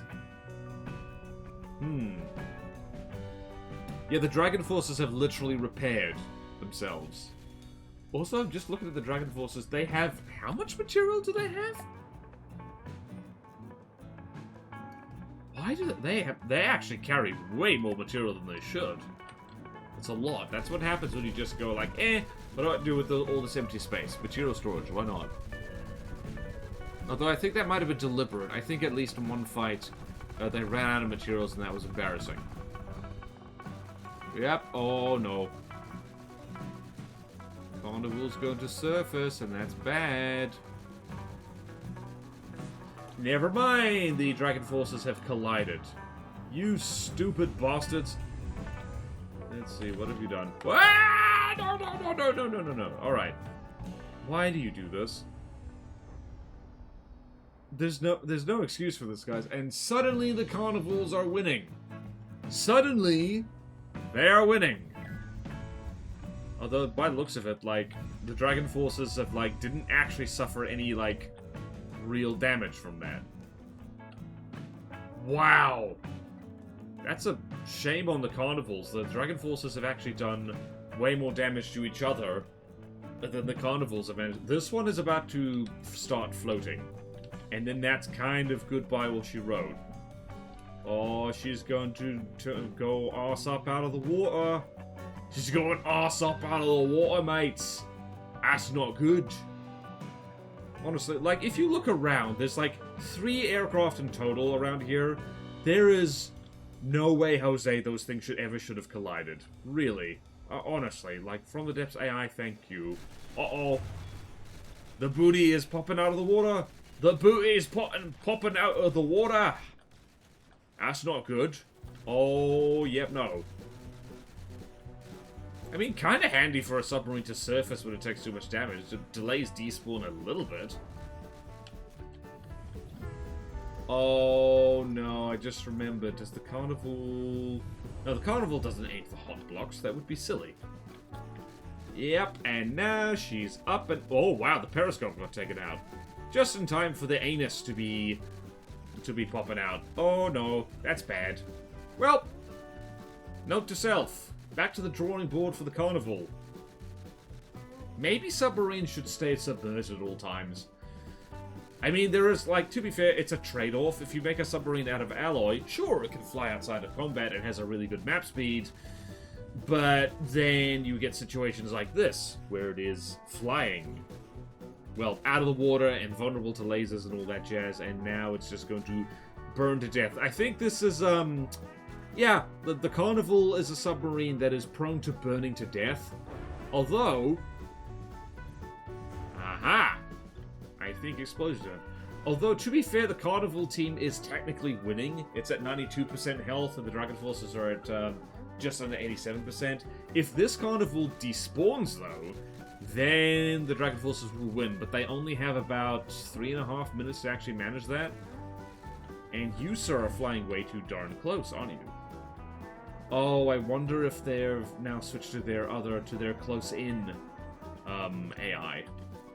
If they have, sir, how are you managing to even aim? All your detection has been shot off. I'm seeing... Yep, I'm seeing vital components. Also, this Carnival is now actually inflicting real damage with its gun. Although its gun might burn to death. I think the Dragon Forces deserve a win. I'm trying to see, what did they do? Ah, they fought Gary before. Gary's a hard fight to win. Gary. Gary, Gary, Gary. We love Gary. I shouldn't be celebrating Gary so much while we're just, well, Gary is not on camera, but come on, we gotta celebrate Gary. Oh, the Dragon Force is actually repairing each other because repair tentacles are a thing. Ah, that appears to be engine components. Yep, and now... This is also, the Carnival's an advertisement for why you actually want to spread out propulsion, like, along the entire length of your craft, not just on the rear. What? Did you just collide again? You stupid assholes, I hate you! Oh my god. I think the Dragon Forces are gonna lose just because they're so bloody stupid that they collide with each other.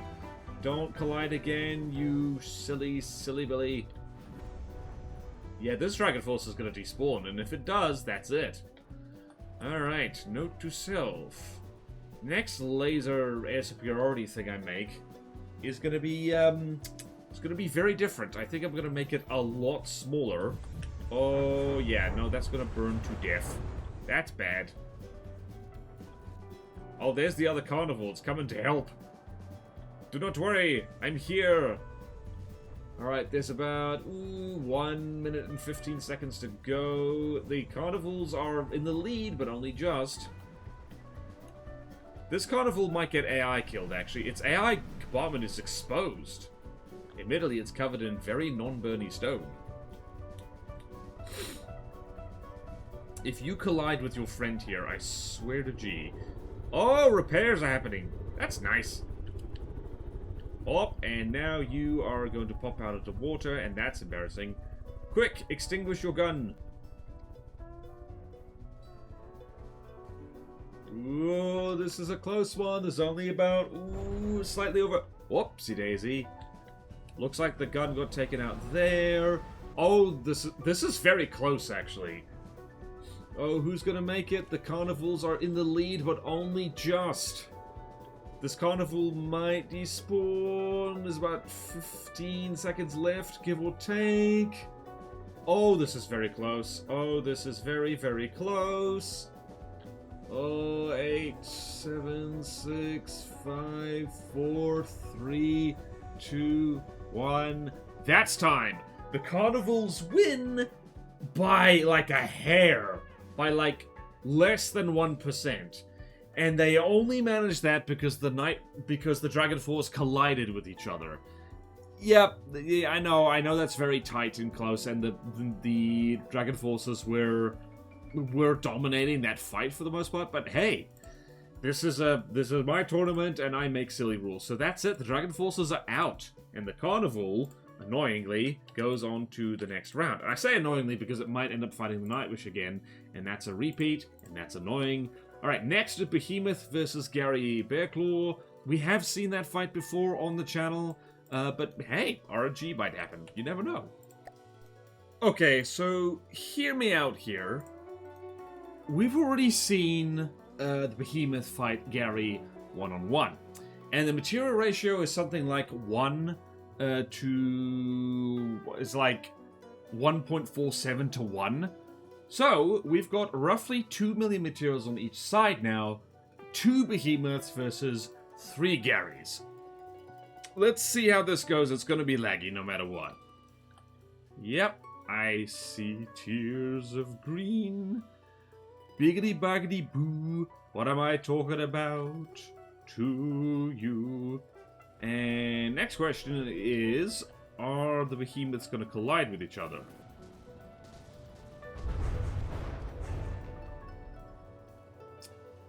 Alright then, let's see. What tends to happen in 3v2s is that 2 tend to focus down 1. Although, Gary, you might want to back up a bit because the Behemoths are going to shoot you directly in your squishy underbelly, and that's bad. Oh no, the Diff Seawiz is being wasted. Uh-oh, uh-oh. Reverse, reverse. Oh dear. Well, if the Behemoth had missiles, that could be a big problem. Uh-oh, flanking is happening. Oh no, this is chaos. I am glad about my decisions here. Kaboom? Uh-oh. Oh, those cram shells missed horribly. Yep, and Gary's getting shot right in the squishy underbelly right here. That's not good. This is why Gary is kind of a lone wolf. You don't want too many Garys all at once, and because we're in degraded mode, I can't tell what the crams are doing. I think crams are doing crammy things. Let's see what's happening. Oh, what the hell? What the hell? Oh, wow, this Gary's getting flanked. That's a problem. Another reason that traces are all... Ooh. That's right in the squishy bits. That is right in the frickin' squishy bit. Oh, that's why. Gary has large flares. Now I remember. Well, it's not looking good for Team Gary, and once again, Diff Seawards kind of saves the day there for the Dragon Force. Not Dragon Force, the Behemoth. Again, the fact that these things have a top speed of about 63 meters per second helps a lot. So there's now kind of a duel happening over there, except that one Behemoth wants to aim for that guy right there, because the main gun does prioritize stuff with the highest block count. And once again, the Behemoths are screwing with each other's maneuvers a bit. Although there's definitely more crams happening. Ooh, no, that main gun does not look happy. It looks very unhappy, as a matter of fact. Yep, Team Behemoth just lost some health right there.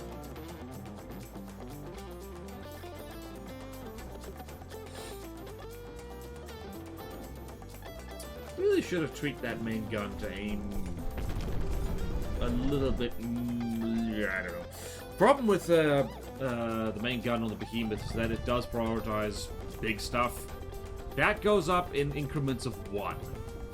And there's no way of doing different there. Let's see here. How many... Alright, all 5 barrels of the main gun are functional there. That's nice.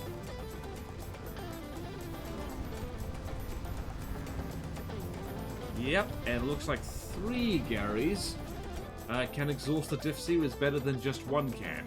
Who would have thought? Let's see, what's happening to you? You're 94% health.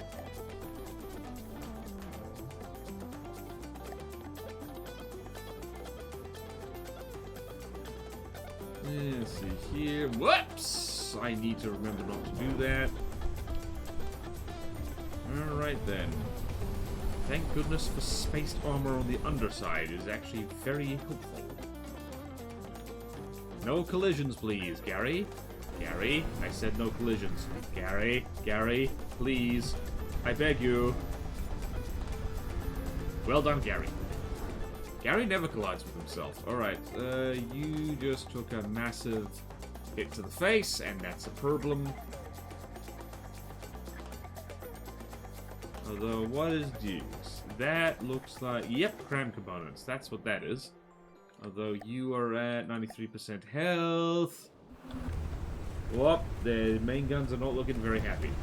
Also, one of my regrets with the Behemoth is, like, anchoring the decoration for the guns to the, well, mantlet, which makes it harder to tell when the guns themselves are actually damaged.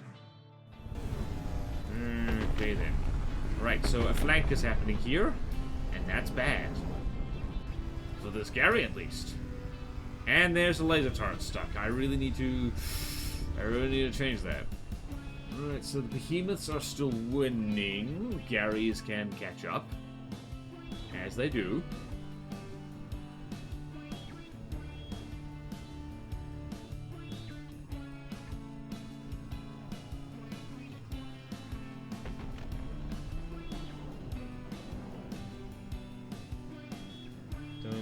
Me, I am a professional and responding to stuff on my phone.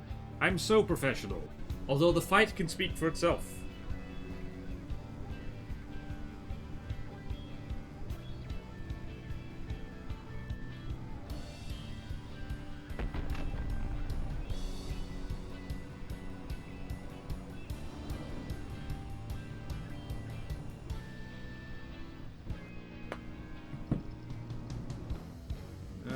what's happening? Oh, did we have a collision? I think we had a collision.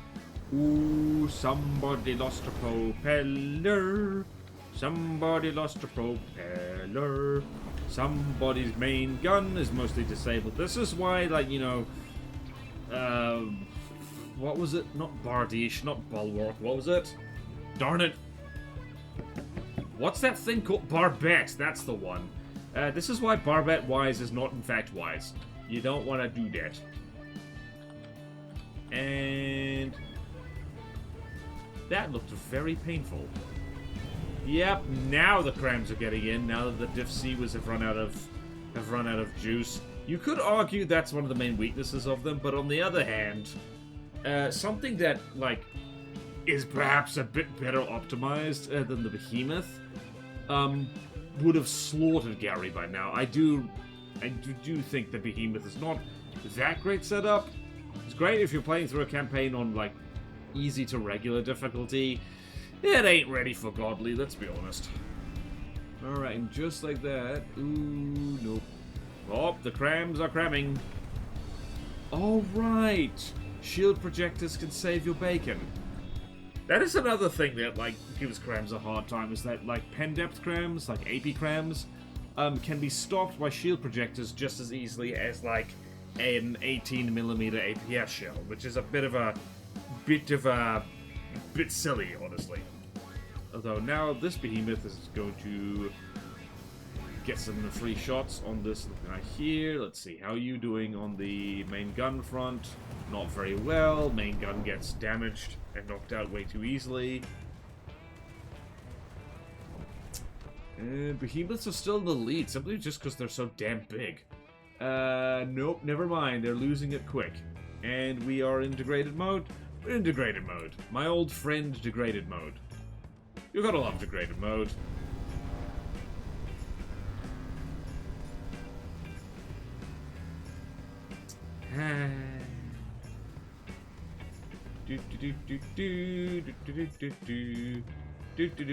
Cram cannon goes hello. That's a nice solid chunk of stuff. Yep, I see engine components. Oh wow. Oh, this Gary's just got a big flank, big flank, big flank. Although this Behemoth, I think its AI got taken out somehow. Its main AI. Oh wait, no, the laser AI is the one that's still working. What the hell just happened? Oh dear. Ah! In contrast, here the entire superstructure fell off. I think the Garys might actually win this one. Although, there was some serious block confetti happening over there. Over here, rather. Wow, frontal armor managed to take it. The side armor, on the other hand.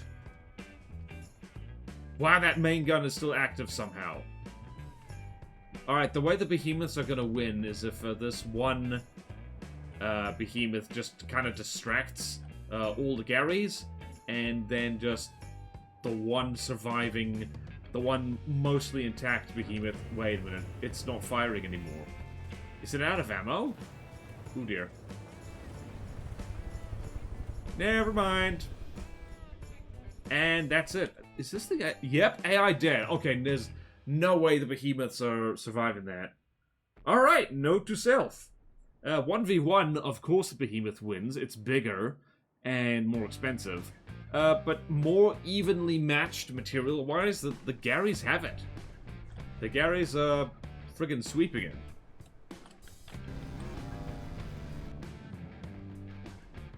Why are you reversing? And now crams do glorious cram things. Oh, and they've switched to hollow points, which is gonna make this happen a lot faster. Because they're just gonna chunk off massive, well, chunks.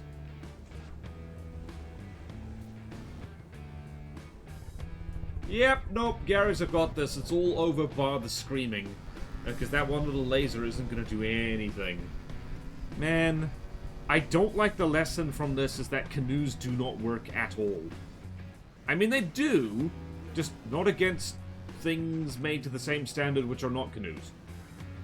Or a higher standard. Although that goes without saying. You try getting something to win against something that's made better. That's hard.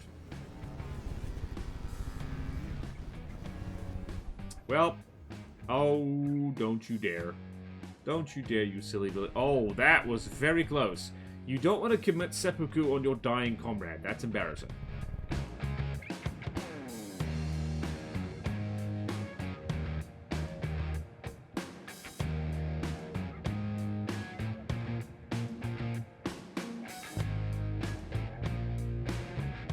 Oh dear. We have a Gary collision. That is the victory high five. Gary does not do things by halves. Also, I freaking love, like, giant hollow point crams. It is a shame they're not better. I mean, I don't know. It's fine, I guess. Anyway, back to speeding up the footage because the behemoth is getting dismantled.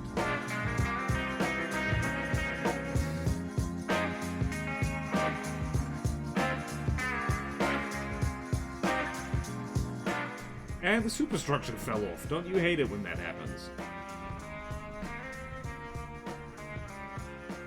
Well, that's it. Like, to be honestly, it is quite fun watching the behemoth being shot to death. This is actually a Bismarck moment, I think about it.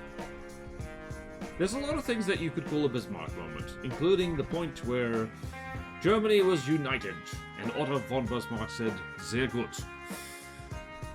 History jokes are fun. Okay then. And explosions. Explosions are fun. And that's it. The behemoth is below 55% health. It is too damaged. Hollow point crams are very fun. Hollow point crams are very fun. It's fun to kill things with hollow point crams. And just in time, too. Only 40 seconds left on the clock. Alright. Well, the behemoth has been eliminated from the tournament. But Gary goes on to fight, of all things, the carnival. It's not going to go well for the carnival, I don't think. Great. And good. And we're going to go set that up right now. I definitely didn't go get a haircut.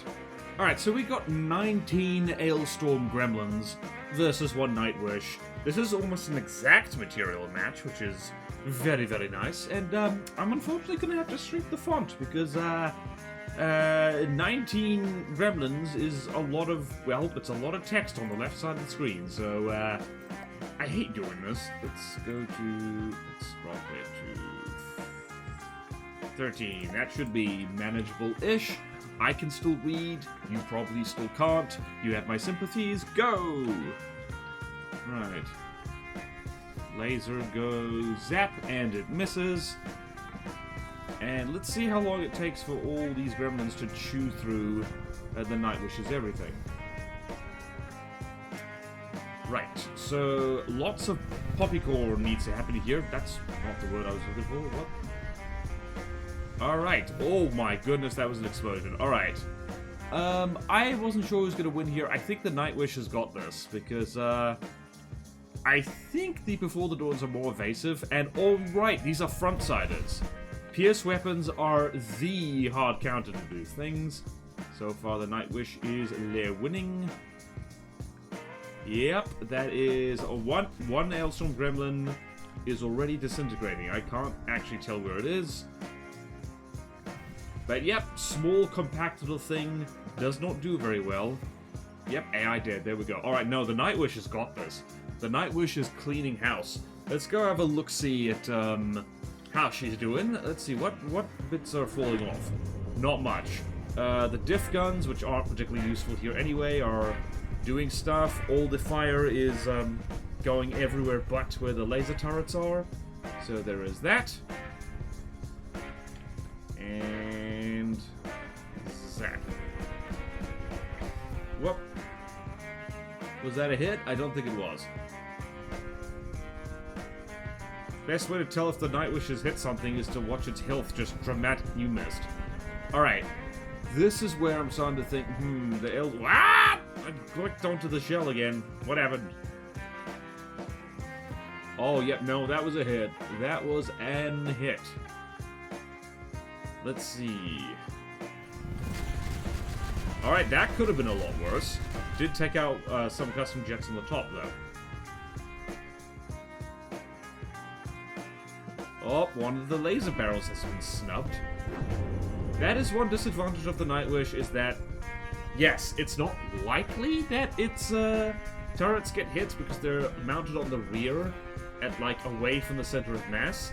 But when they do get hit, that's kind of game over. It doesn't really have many, doesn't really have that many weapons to fall back on. By which I mean, it has torpedoes, and these are flying helicopter things, so that's not going to work well. Did this thing get hit at all? It did not. Where's the Nightwish aiming now? There's a lot of block confetti, but the Gremlins have a lot of armor to chew through, but they are grinding through it. If you throw enough rock salt at something, eventually it will die. Oh, wait, did that? Nope, that turret didn't get snubbed. Let's see, and that missed again. If anyone could take a look at the Nightwish on the workshop and tell me why the hell it misses so often, and whether that's my fault or it's just From the Depths AI being From the Depths AI, I would be very grateful, because I'm pretty darn sure I've set it up correctly. I'm not sure what I would have done wrong.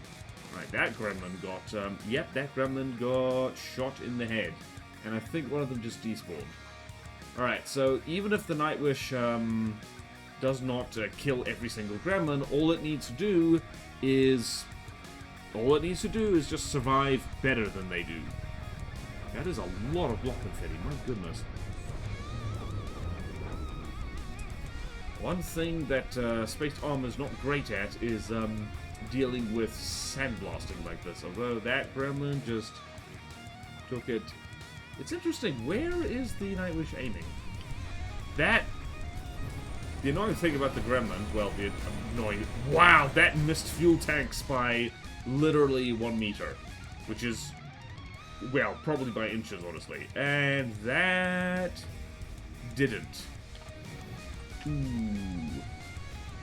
I'm actually amazed that the gremlins are surviving any shots from the Nightwish, to be perfectly honest with you. Although the Nightwish is down 7% health, and there is a lot of gremlins left. It also seems to be hitting them not dead on. I think, yeah, the Nightwish does aim for hot blocks, which is a problem, because the gremlins actually, well, this completely accidental stroke of genius for me, is the custom jets are on the top and bottom.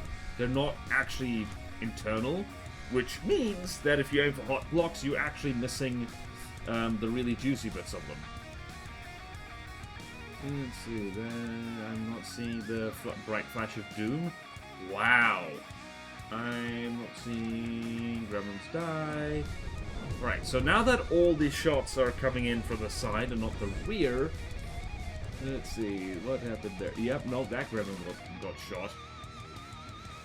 I'm seeing a lot of gremlins getting just heavily damaged / disabled now. This also isn't as laggy as I thought it would be. Thank goodness for gremlins, being non-laggy little things. Where's that laser aiming? Ah, that's where it was aiming. That took out a lot, actually. Yep. Interesting. Not aiming for center mass. Like, there's reasons why the From the Depths AI does not aim for center mass. It would make things very boring. Because they'd just drill holes through each other, and that would be, like, kind of goodbye, that all she wrote. Alright, the gremlins have managed to knock off 10% health off the Nightwish, which is pretty good. I don't think the carnivals managed that.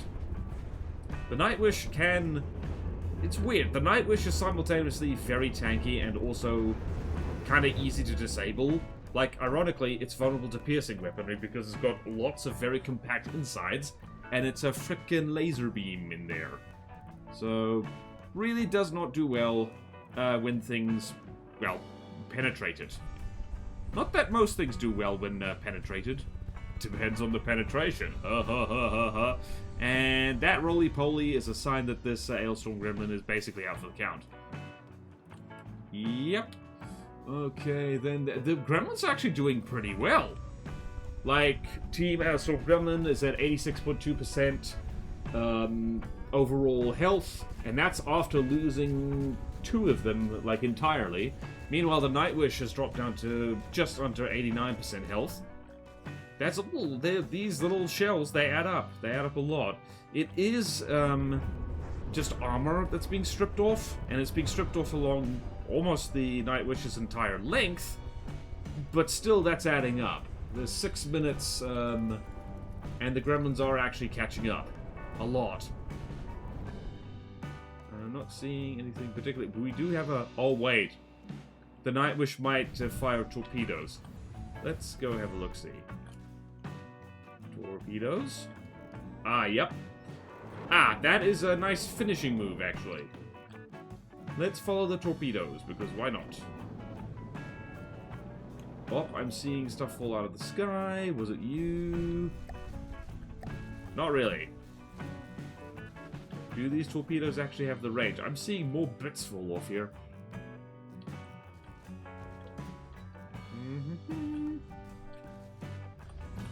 And the Nightwish is about to get a massive health lead.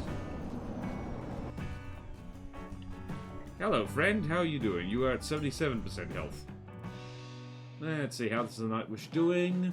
Propellers have basically been stripped off from one side. Thank goodness for aiming. Slowed down considerably. Let's see, do I see block confetti? No, I do not. Only one laser turret is functional. I see.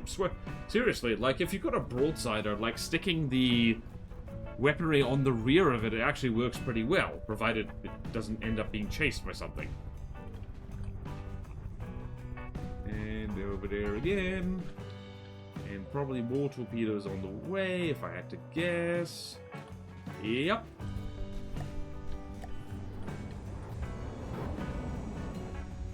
And not dead yet. Alright, the gremlins are really catching up. Deacon's Christmas. This, like, the Nightwish might actually end up sinking. And again, yes, I know, meant like heavy armor poles, shouldn't have done that. Especially not at this size. Those heavy armor poles were kind of, screw it, we need more armor. Are there any other... Ooh, what happened there? That looks like a propeller got shot off. That is exactly what happened.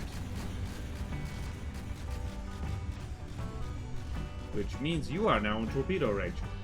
Something is too damaged. There we go. That's going to give the Nightwish a bit more of a lead. There are about just over 4 minutes to go. Although the Nightwish is like almost immobilized. I think what's happened is... Yeah, the hydrofoils have been shot off. Or at least most of them have been. Thank goodness this thing has breadboard thrust vectoring. Oh, now there's a gremlin behind them. I think over here, this thing got shot at. Yep, that's a problem. Yeah, pierce lasers aren't great when, they're not great against a swarm of multiple comets. Like, they'll kill some of them. Not so good... Not so good, like, when against a swarm this big. Thank goodness for planar shields. They are actually doing a lot of work here. What is this little laser turret aiming at? And there we go. Now imagine if lasers did explosive damage instead of laser damage. Probably would be better against these little guys, but worse against literally everything else. Wow, that missed. Seriously, I don't know why the Nightwish misses, like, at the worst possible times. Probably just to spite me, honestly. Probably just to spite me. That's the only possible explanation, is pure spite.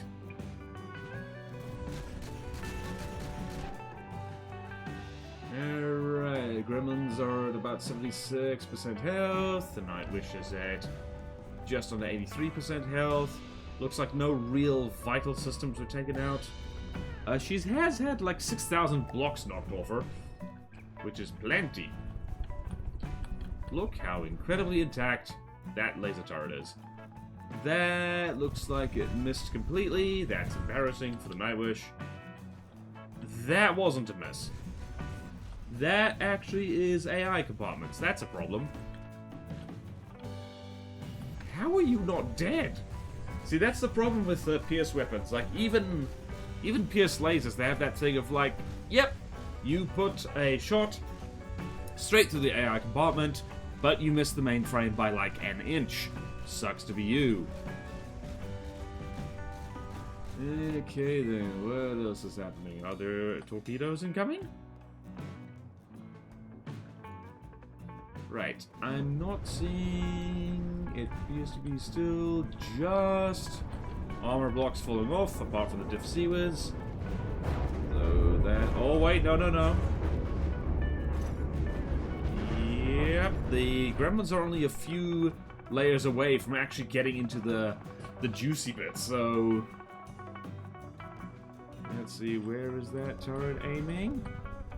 Is it gonna do a zappy? Is it gonna do a zappy? Okay, it's gonna do a zappy over there. That missed by the looks of it. Right, how many gremlins are in the water? Let's see here.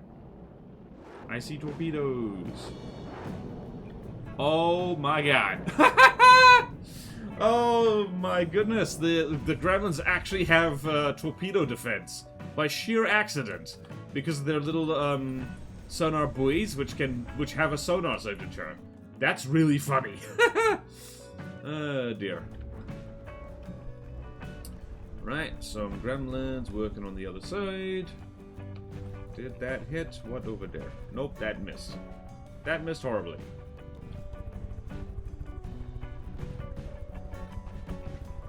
That was a hit. Oh, yep, nope, I see laser components. Yep, they're through. They're through, they're getting into the delicious squishy bits, wherever they are. That's a problem for Nightwish. That being said, it can afford to lose some laser components because, like, that laser is already stupid overkill per shot. In this particular case... the Nightwish would have been better off from, like, just, you know, not having a rate of fire limit on that laser, just going pew pew pew. Pew pew pew! Oh, there's another gremlin dying. Yep, 2 damage right there. Got taken out by torpedoes. And here I was thinking torpedoes wouldn't be a factor. Alright, so the gremlins now have just over 1 minute to take about 8% health off the Nightwish. I don't think they're going to quite manage it. I think the Nightwish is going to pull through. I think, yep. Oh, that gremlin took a nasty hit. That is a nasty hit. When you see that block confetti, like, stream off. Oh wow, the guns are damaged. Gun is damaged. Who would win? A giant Doom laser craft or a whole bunch of choppy boys and girls? A whole bunch of choppy choppers. Like I said, drunk Scottish helicopters. This is really a case of, like, Finnish symphonic metal band versus an army of flying drunken Scotsmen. And, I gotta say, the drunken Scotsmen are giving a good accounting of themselves. Where's that laser aiming? All the way over there. Whoop, that looks like it was... kind of a hit. Glancing hit. Whee! I always forgot to... I still haven't looked at the Super Radiance, which I really should have done from the very beginning when designing the Nightwish. Yep, laser bits are being let down. Oh, that secondary turret mounting just fell off. And just about, 5, 4, 3, 2, 1, time! The Nightwish has won. The Gremlins did really well, actually. Like, maybe if it had been left to go full time, they would have eventually, like, killed the Nightwish. It would have taken a very long time, though. And, yeah, nope, Nightwish wins. 10-minute mark, there we go. Where is me Chrome tab? There it is. It's my favorite Chrome tab. So the Elstrom Gremlin has been eliminated from the tournament. The Nightwish goes on to the final round of the losers bracket. We are going to color that green. And next is the Carnival versus Gary Bearclaw. I'm really hoping... Actually, this is going to be a rematch no matter what, because the Nightwish is what sent Gary down to the losers bracket. So you never know. Maybe things will go different. Maybe they won't. We'll see. Oh, joy, I can put the UI back to what it was. Alrighty. We got a Bearclaw versus 6 Carnivals. I really don't know who's going to win this one. Go! The odds are actually pretty good that the Carnivals try and avoid each other, and then they fly out of the water and get ganked by Gary's laser. Let's see, I see the cram turrets aiming. Gary, I don't think has any way of detecting submarines. This is going to be awkward. Although the lasers are spot on target. Are the guns going to fire? Alright, Gary does have Breadbolt that sometimes screws with the crams firing like ever. Wow, the Carnival's actually too fast? Never mind, no they're not. Oh, gods! Yep, no, the crams can hit. The crams can hit just fine. Actually, the main problem that Gary has is, like, the Carnivals being just so low down. Yeah, I think Gary's got this, provided Gary can get into the correct position. Provided that Gary does not... Yeah, oh, yep, that's what I was worried about. When you get a whole bunch of Carnivals all in one place, it becomes skeet shooting for the enemy. Yep, that Carnival is definitely not going to be doing well. Where is that gun aiming? It's aiming right over there. Gary's never been great against underwater target. I mean, it is poking holes straight through... What did that do? Not much. And the laser is actually doing amazing work. When the hell did lasers get so good at, like, shooting underwater targets? Really now? Admittedly, like, the Carnivals don't have smoke because, silly me, I thought they didn't need it. And the crams are not very good at shooting. Lasers are better at shooting underwater targets than crams are. Interesting. So far, Gary is winning. That is for sure. Let's see there. Let's see what these crams do. Ironically, the timed fuses are kind of going to be a real problem for Gary actually hitting submarines. It's why, I don't know, it is like, you know, timed fuses aren't the, like, final word in good cram fusing. Oh, hello. Look at you. Also, those guns actually hurt a lot off the Carnivals. Holy crap. How's that not AI dead? Oof.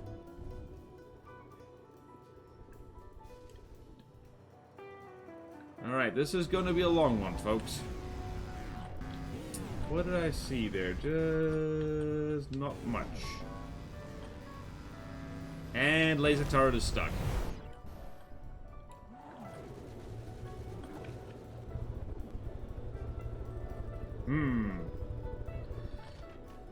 Let's see. Gary does prioritize larger targets, so we'll have to see if this actually works. Time frags are doing some stuff, not quite enough stuff.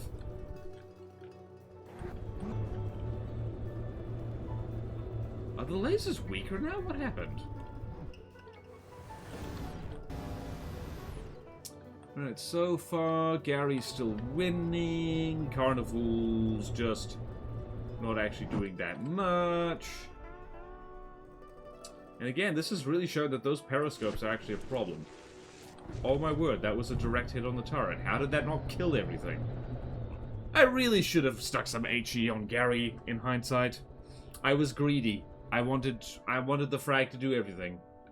But it couldn't.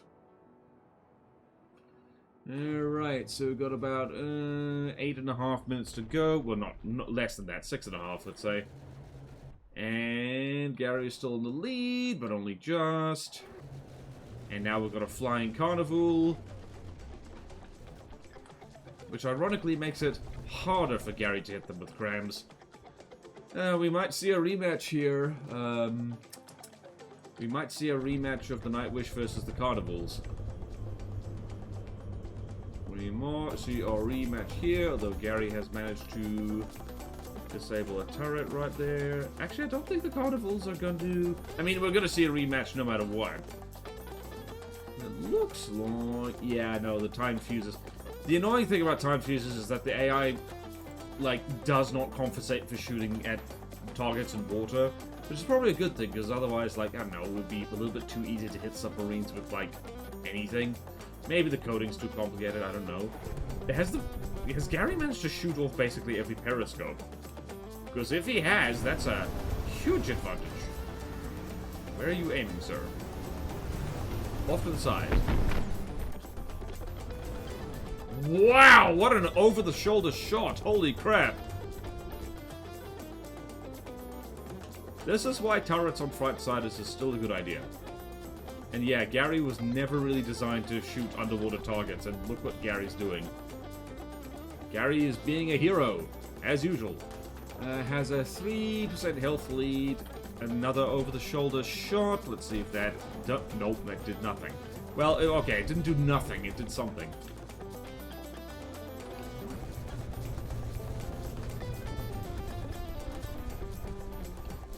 Another over-the-shoulder shot. That didn't do much. Actually, that's a good move right there, because the Carnivals do start rising to the surface when they lose propulsion, because they're, like, I don't know, they use pitch control to control their altitude. What it is going to do... Best chance that Gary has to hit the Carnivals with crams is if they effectively steer into the shell, which appears to be happening mostly, but not quite. This is also a little hint that, like, submarines are not... They're not immune to cram cannons. Highly resistant to them, but not immune. Absolutely not immune. We're going to see some nice over-the-shoulder shots by Gary. And of course, the Carnivals like to get close as well. So, that is both an advantage and... Oh, that sniped the barrel off. Oh, wow. Yeah, I think Gary's going to win this. It's going to be, like, by a hair. Oh, wow. Might not be by a hair. That just knocked out that turret. It's not firing anymore. Where'd that go? What? Nope, why'd I do that? Another good shot by Gary. Nope, those cram shells are adding up. And, the Carnivals aren't really managing to... like, disable anything important on Gary. Oh, wow. Gary is managing to disable important things on the Carnivals, though.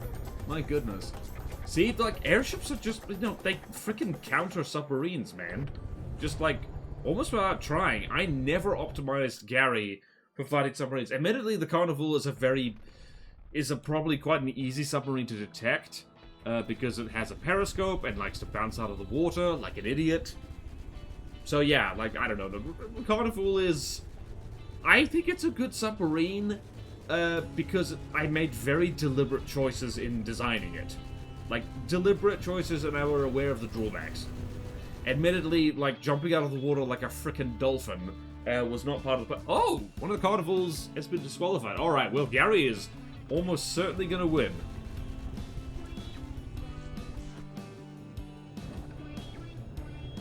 I think this Carnival might have had its engines taken out. And again, I think, yep, pole armor. Please forgive me. This was in my pole phase. And nice and close, so the laser... Oh, the lasers might actually be stuck. That's a problem. At this point, I'm very glad that I put, spaced armor on Gary's underside. It turns out that was a good idea. Also, yeah, the Carnivals are not the most stealthy of submarines, I do have to say. You know, I have, like, ambitions of, like, doing a cram laser playthrough of Nita. Honestly, like, I'm starting to think it could be pretty viable. You have the correct, you have a, you know, a Laniakea style front-sider with just enough sonar breeze and you get right over a submarine, you can just blow its head off. Also, lasers are fun. I think lasers and cram cannons are my two favorite weapons in From the Depths, even though advanced cannons are the thing I use the most, because let's face it, advanced cannons are overall the best weapon in From the Depths. I'm not sure anyone would disagree with that. Yes, there's drawbacks to them. The drawback usually is for any job you can have them do something else can do it slightly better. For the most part, like a pierce laser can do, like, you know... Oh my goodness. What's your health, sir? 84%. Okay. That laser is doing amazing damage. Again, Carnival, no laser defense. That was probably a real oversight. This right here is why you should put smoke on submarines, and I think a lot of Nita submarines do have smoke for this very reason, because lasers can hurt them. It makes absolutely no sense that they can hurt them, but I don't know. What do you want? What? You want, like, you know, you can't have the hard counters be too hard, I think. Gary's really not that damaged. It's just scratch damage all over him. Whoop. Where's laser going now? Laser's over there. And again, reversing right over the top of this poor carnival. Why are guns being weird? Gary, you're being strange. Like, you are winning, but you are being strange. About 15 seconds left. The carnivals aren't gonna win this one, I don't think. No, I'm gonna go out on a limb and say no, they're not.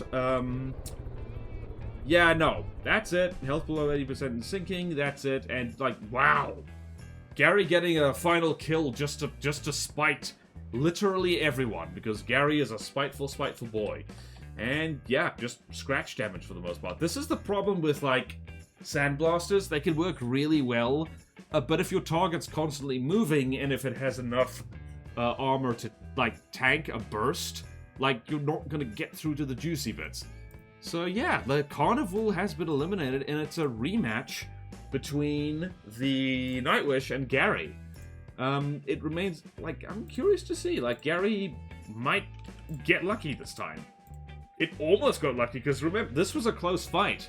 The Nightwish was basically disabled and couldn't fight back, but Gary was in the water. Nightwish had more health, and that was about it, so... great. Alright, last round of the loser's bracket, Nightwish versus Gary, the rematch. Place your bets now. Okay, it's the rematch of the century. We got Gary versus the Nightwish. Here goes!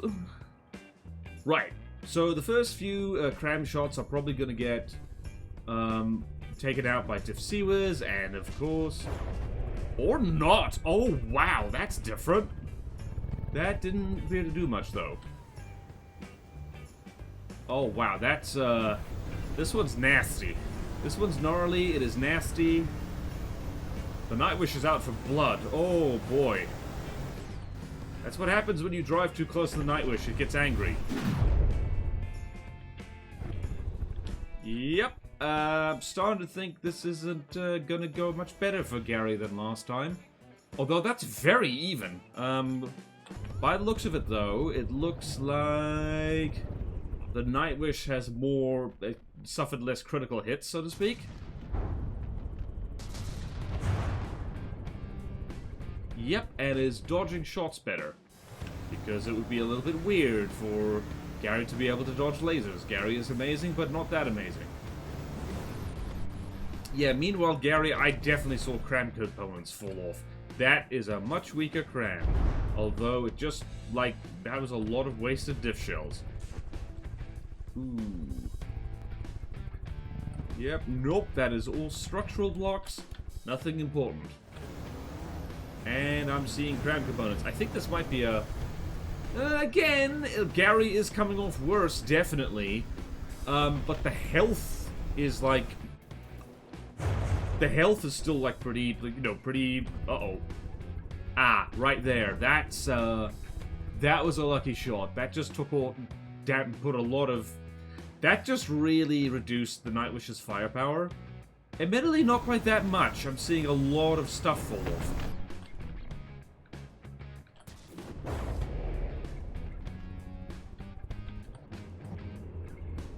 Ooh. I think Gary might... Or maybe not. Yeah, Gary's doing big hits now, but, like, the Nightwish is still dishing it out a lot. Yep. And sometimes the diff guns reload. Or that could happen. Ooh, yeah, no, Nightwish is in trouble. The Nightwish does prioritize its lasers over its propulsion. So if its engines get damaged, it does slow down, noticeably. And yep, no, I think, yeah, it's hard to say. This is intense. These are definitely two of the better craft in the whole metal fleet. And they are beating the stuffing out of each other.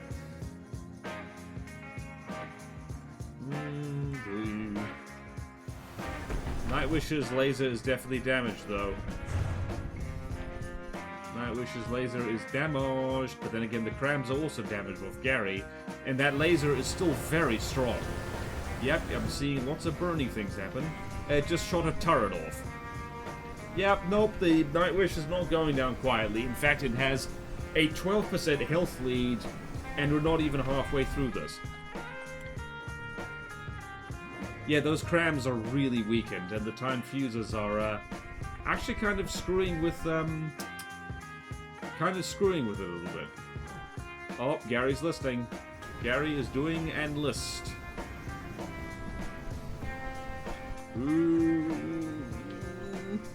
That being said, one cram in the right place, it will AI kill the Nightwish. That almost happened last time. Yep, but aiming for the tail is the wrong place to think.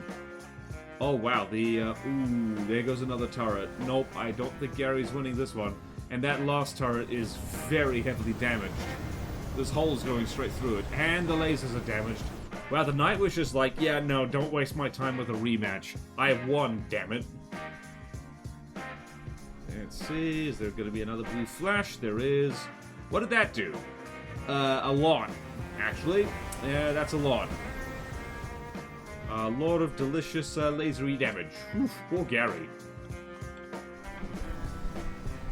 Well, again, Gary was never designed to fight a Hydrofoil, so Gary does amazingly well considering that Gary keeps having to fight things that Gary was never intended to fight. Meanwhile, the Nightwish is like, oh, you have armor. That's cute. Zap. Whee, zap, zap, zap. Yeah, that's kind of it. It was like, I don't think Gary can really do any damage. I'm not... Yeah, that's very few blocks falling off the Nightwish now. The Gary's laser just turned off.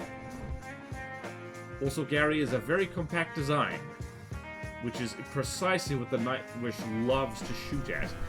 Ooh, that's a lot of block confetti. Ooh, boy. That is a lot of block confetti. Ooh, lordy. Yeah, no, Gary ain't winning this one. Gary has basically stopped firing. Oh, there goes the steam engines, which burn a lot. Ooh.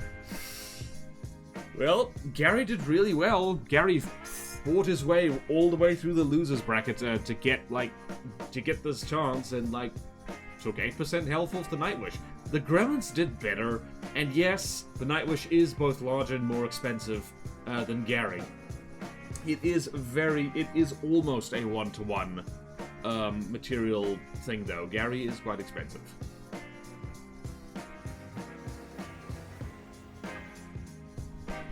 Whee! I'm just gonna check that.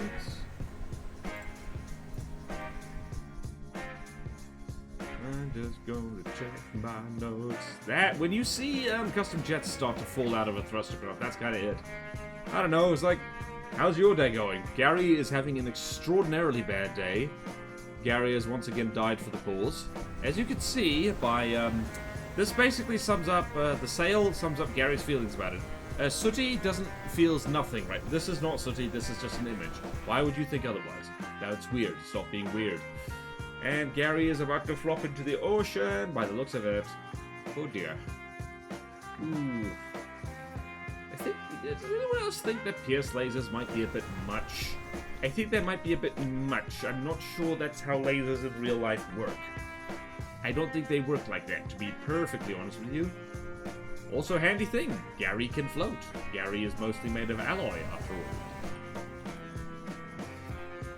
It takes a lot to kill Gary. Let's have a look at the Nightwish. Definitely some nasty hits taken right in the center. Can't really tell, though. But yeah, still above 90% health. Nightwish looking strong. If I were to rebuild the Nightwish from scratch, I would probably make it less canoe-shaped. I would probably make it a double-hull canoe, actually. And have, like, 2 laser things, like, over there, and just, you know, have the multi-purpose laser. I'd probably have 2 different laser systems. Like, one a regular kind of, like, non-PSC laser for fly swatting, and the other one for... Oh, wow, the Nightwish just headshot Gary. My goodness. Let's have a look at Gary's AI compartment. Yep, that's where... Nope, it was right here. Wow! The AI compartment just straight up, like, fell off. Wow! Well, the Nightwish was very much like, listen, dude, like, you get that cram thing out of here. Like, I'm busy. Well, it means the final round is not a rematch. The final round is going to be the Nightwish versus the Before the Dawn. Actually, that is a rematch. Never mind. The Before the Dawn did win that one last time. Wow, that is round 3 of the main bracket, and the final round is like basically the same fight over. But there is like annoyingly a large amount of RNG in like what the Nightwish ends up killing. I mean, what blocks the Nightwish knocks off. So while Gary is disintegrating, we should go take care of that, shouldn't we? Oh dear. Poor Gary. Poor Gary. Gary is oh so poor. Alright, so Gary has been eliminated from the tournament. And the Nightwish gets to go to the final round. Final round, Nightwish versus Before the Dawn, which is honestly... The Nightwish did save my ass in the hardest meter. And the Before the Dawn and its predecessor has been saving my ass since long before then. So, here we go. Final fight. Let's do it. Excuse you? Oh, I forgot I had that mod installed. I have that installed. The handy hints and tips things. Okay, rematch of the century. A Nightwish versus 9 Before the Dawns. Begin! Alright, immediately one of them got sniped. Where did you get hit? Actually can't see where you got hit. Am I looking at the right one? I am looking at the right one. Okay then, it is this is the... Oh, dearie me, that's not good. Oh wow, the rear turret got taken out immediately.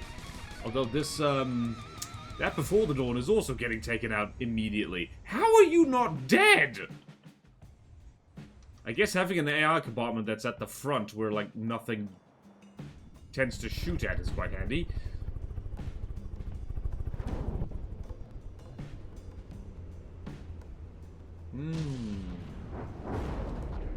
I think this might be a repeat of last time. The Nightwish is only down...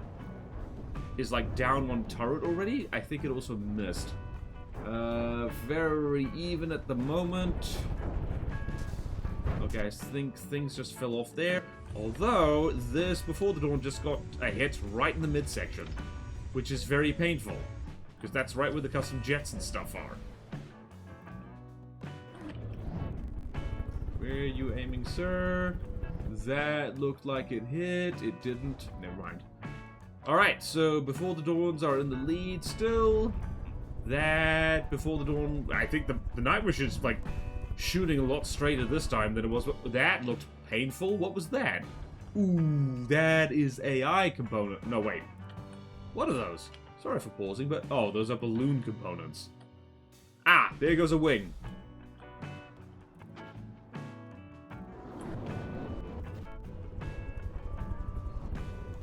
If I had stuck a spinny decoy thing on the Nightwish, I don't think the Before the Dawns would ever have killed it. Or won, so to speak, because they actually didn't kill us the last time. They just had a health advantage. Ooh, yeah, no, the shots are much luckier this time around. This is why, yeah, RNG is a thing. RNG is a thing. And that Before the Dawn is definitely slower than it used to be, which is an advantage for the Nightwish, because that means less things are shooting at it at once, because they can't make the distance. And... oh, wow, was there a collision there? I'm not sure. Oh, you are on fire. This is much more even than the first round. Much more even. That was a miss by the looks of it. That wasn't... that didn't look... oh, wow. From a distance, it looks like it wasn't a big deal, but once you get close... that really wasn't a big deal. What the hell? Took 4% health off. That was it. Oh, the Nightwish is, it's losing. It has lost a lot of blocks. And a lot of the side, profile of the Before the Dawns, by the way, is like, not actually that helpful to shoot at, so... did you actually hit this thing? You did! Oh, wow. Kind of. Sort of. Oh, that was a nasty hit. Oh, that was right through the middle. Ooh. Ooh, boy. Although the Nightwish does need to, does really need to... needs to kill faster. Never a good sign in a tournament where, like, you have to say to the thing, you should kill things faster. Let's see, you're aiming for that fella over there. That was a miss. That wasn't. Interesting how things are different. That turret mounting is looking kind of slim. I should have had a heavy armor core in there, actually. That probably would have been a smart idea. Yep, the Nightwish is still losing. It looks like the fast evasive aircraft might be taking this tournament. Although, holy crap. Oh, never mind then. That's one less missile volley coming in at the Nightwish. And yet another one less missile volley. I think the Nightwish might be able to catch up, but only if it actually manages to kill things as opposed to disabling them. It's lost a lot of blocks. It's got about... how many minutes to go? It's got about 5 minutes to catch up. Yeah, it needs to actually kill Before the Dawns, not just cripple them. Which is difficult, because these things are weirdly difficult to, well, kill. Disable them? Sure. Take out the custom jets, take out the fuel tanks, knock out the missile silo, but, like, or the missile bay, I should say. It's an aircraft. It doesn't matter. This is fictional. This thing you see before you, it's not real. Might blow your socks off, it's not real. Ooh, woof. I'm on the edge of my seat. I'm on the edge of my seat. Can you smell my feet? I'm on the edge of my seat. Why are you down near my feet, you weirdo? Okay then. This fella over here.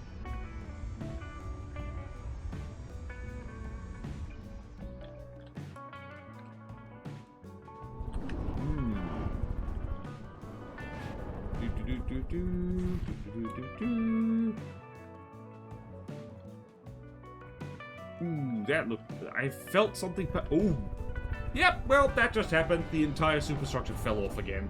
When you see that amount of blue applique, that's when you know. That's when you know the Nightwish has suffered a disastrous haircut. Yeah, it looks like none of the Before the Dawns are actually dying. They're just heavily damaged and just out of range, so to speak. This is the downside of, like, slow-firing, like, crit weapons, so to speak, is, like, they're great at disabling things, and against certain targets, they're amazing. Well, against big, dense targets, certainly, but, like, against stuff like this, yeah, it's not actually doing very well. That being said, I am seeing... Nope, that wasn't block confetti, that was missiles. Oh wow, all the applique fell off too. Ooh, that is a huge lead that the Nightwish needs to make up. Still alive though. Wow, the before the doors are getting mauled. Okay then. How are you still alive? I think having the AI compartment in the front of these things is actually really contributing to, like, them just refusing to die. Especially when in a swarm like this. Like, of course, if it was 1v1, the Nightwish would easily win. Note to self, put a spinny decoy thing on the next version of the Nightwish, whatever that is. Ooh, boy. The Nightwish has also managed to slow down the Before the Dawns to a great degree. Okay then, just a little bit over 2 minutes before the fight is over. The Nightwish needs to make up about a 15% health lead. Again, just because they're really refusing to die. Look at this thing. It's dead. It should be dead, but it's not. It's refusing to dead. How do you kill something that refuses to dead? Okay then. That looked important. Oh, I think a friendly identified friendly foe might have gotten taken out. Oh, wow. The staggered fire got taken out. Wait! Oh, one of the Before the Dawns has finally despawned. Dude, it shrunk a lot. Okay, I don't know who I'm rooting for here, because I'm actually... No, that's it! No, the Nightwish has lost. It can't fight anymore. That's it! I could call it here, but let's give the Nightwish its due. She fought very well. She got to the second to last round of the main bracket and fought the whole way through the losers bracket. Let's give her a send-off. It's time to speed up and, wait out the clock.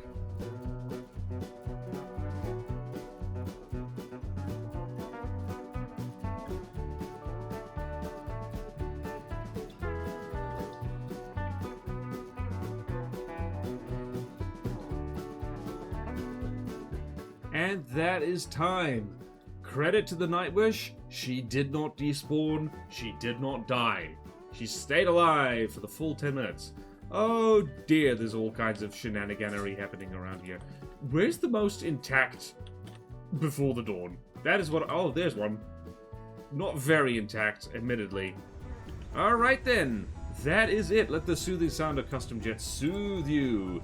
The Nightwish lost the final round, and we're going to have a nice bright victory purple for the Before the Dawn. Winner! I know how to spell winner. I have half an English degree.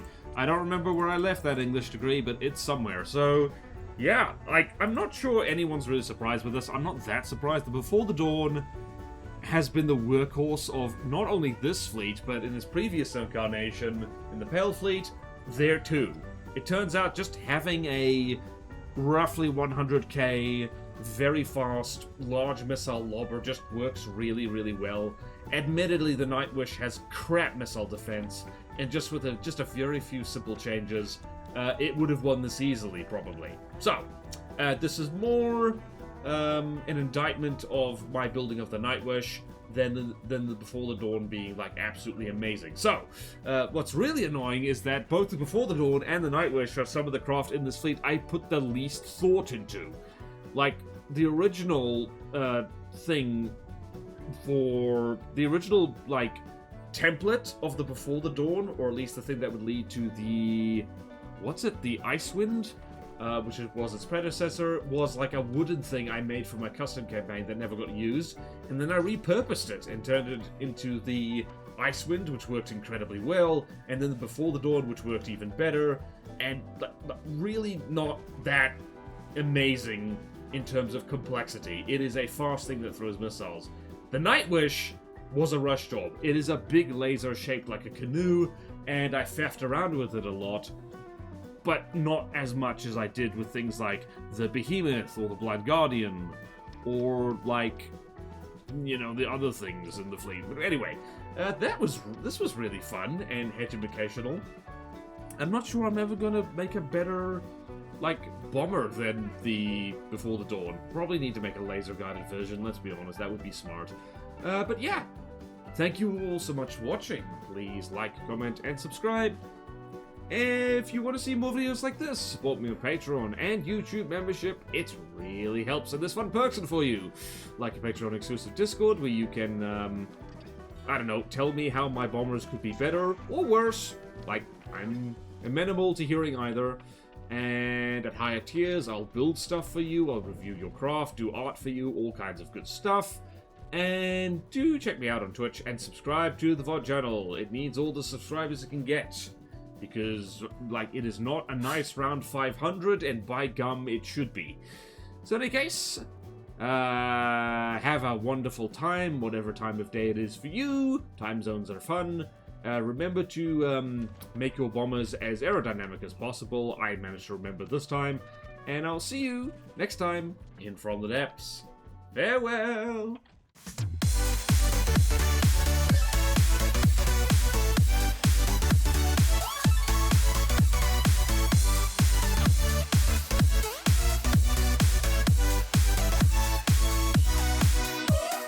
You gotta love a canoe that can take a beating, and the Nightwish is just such a canoe.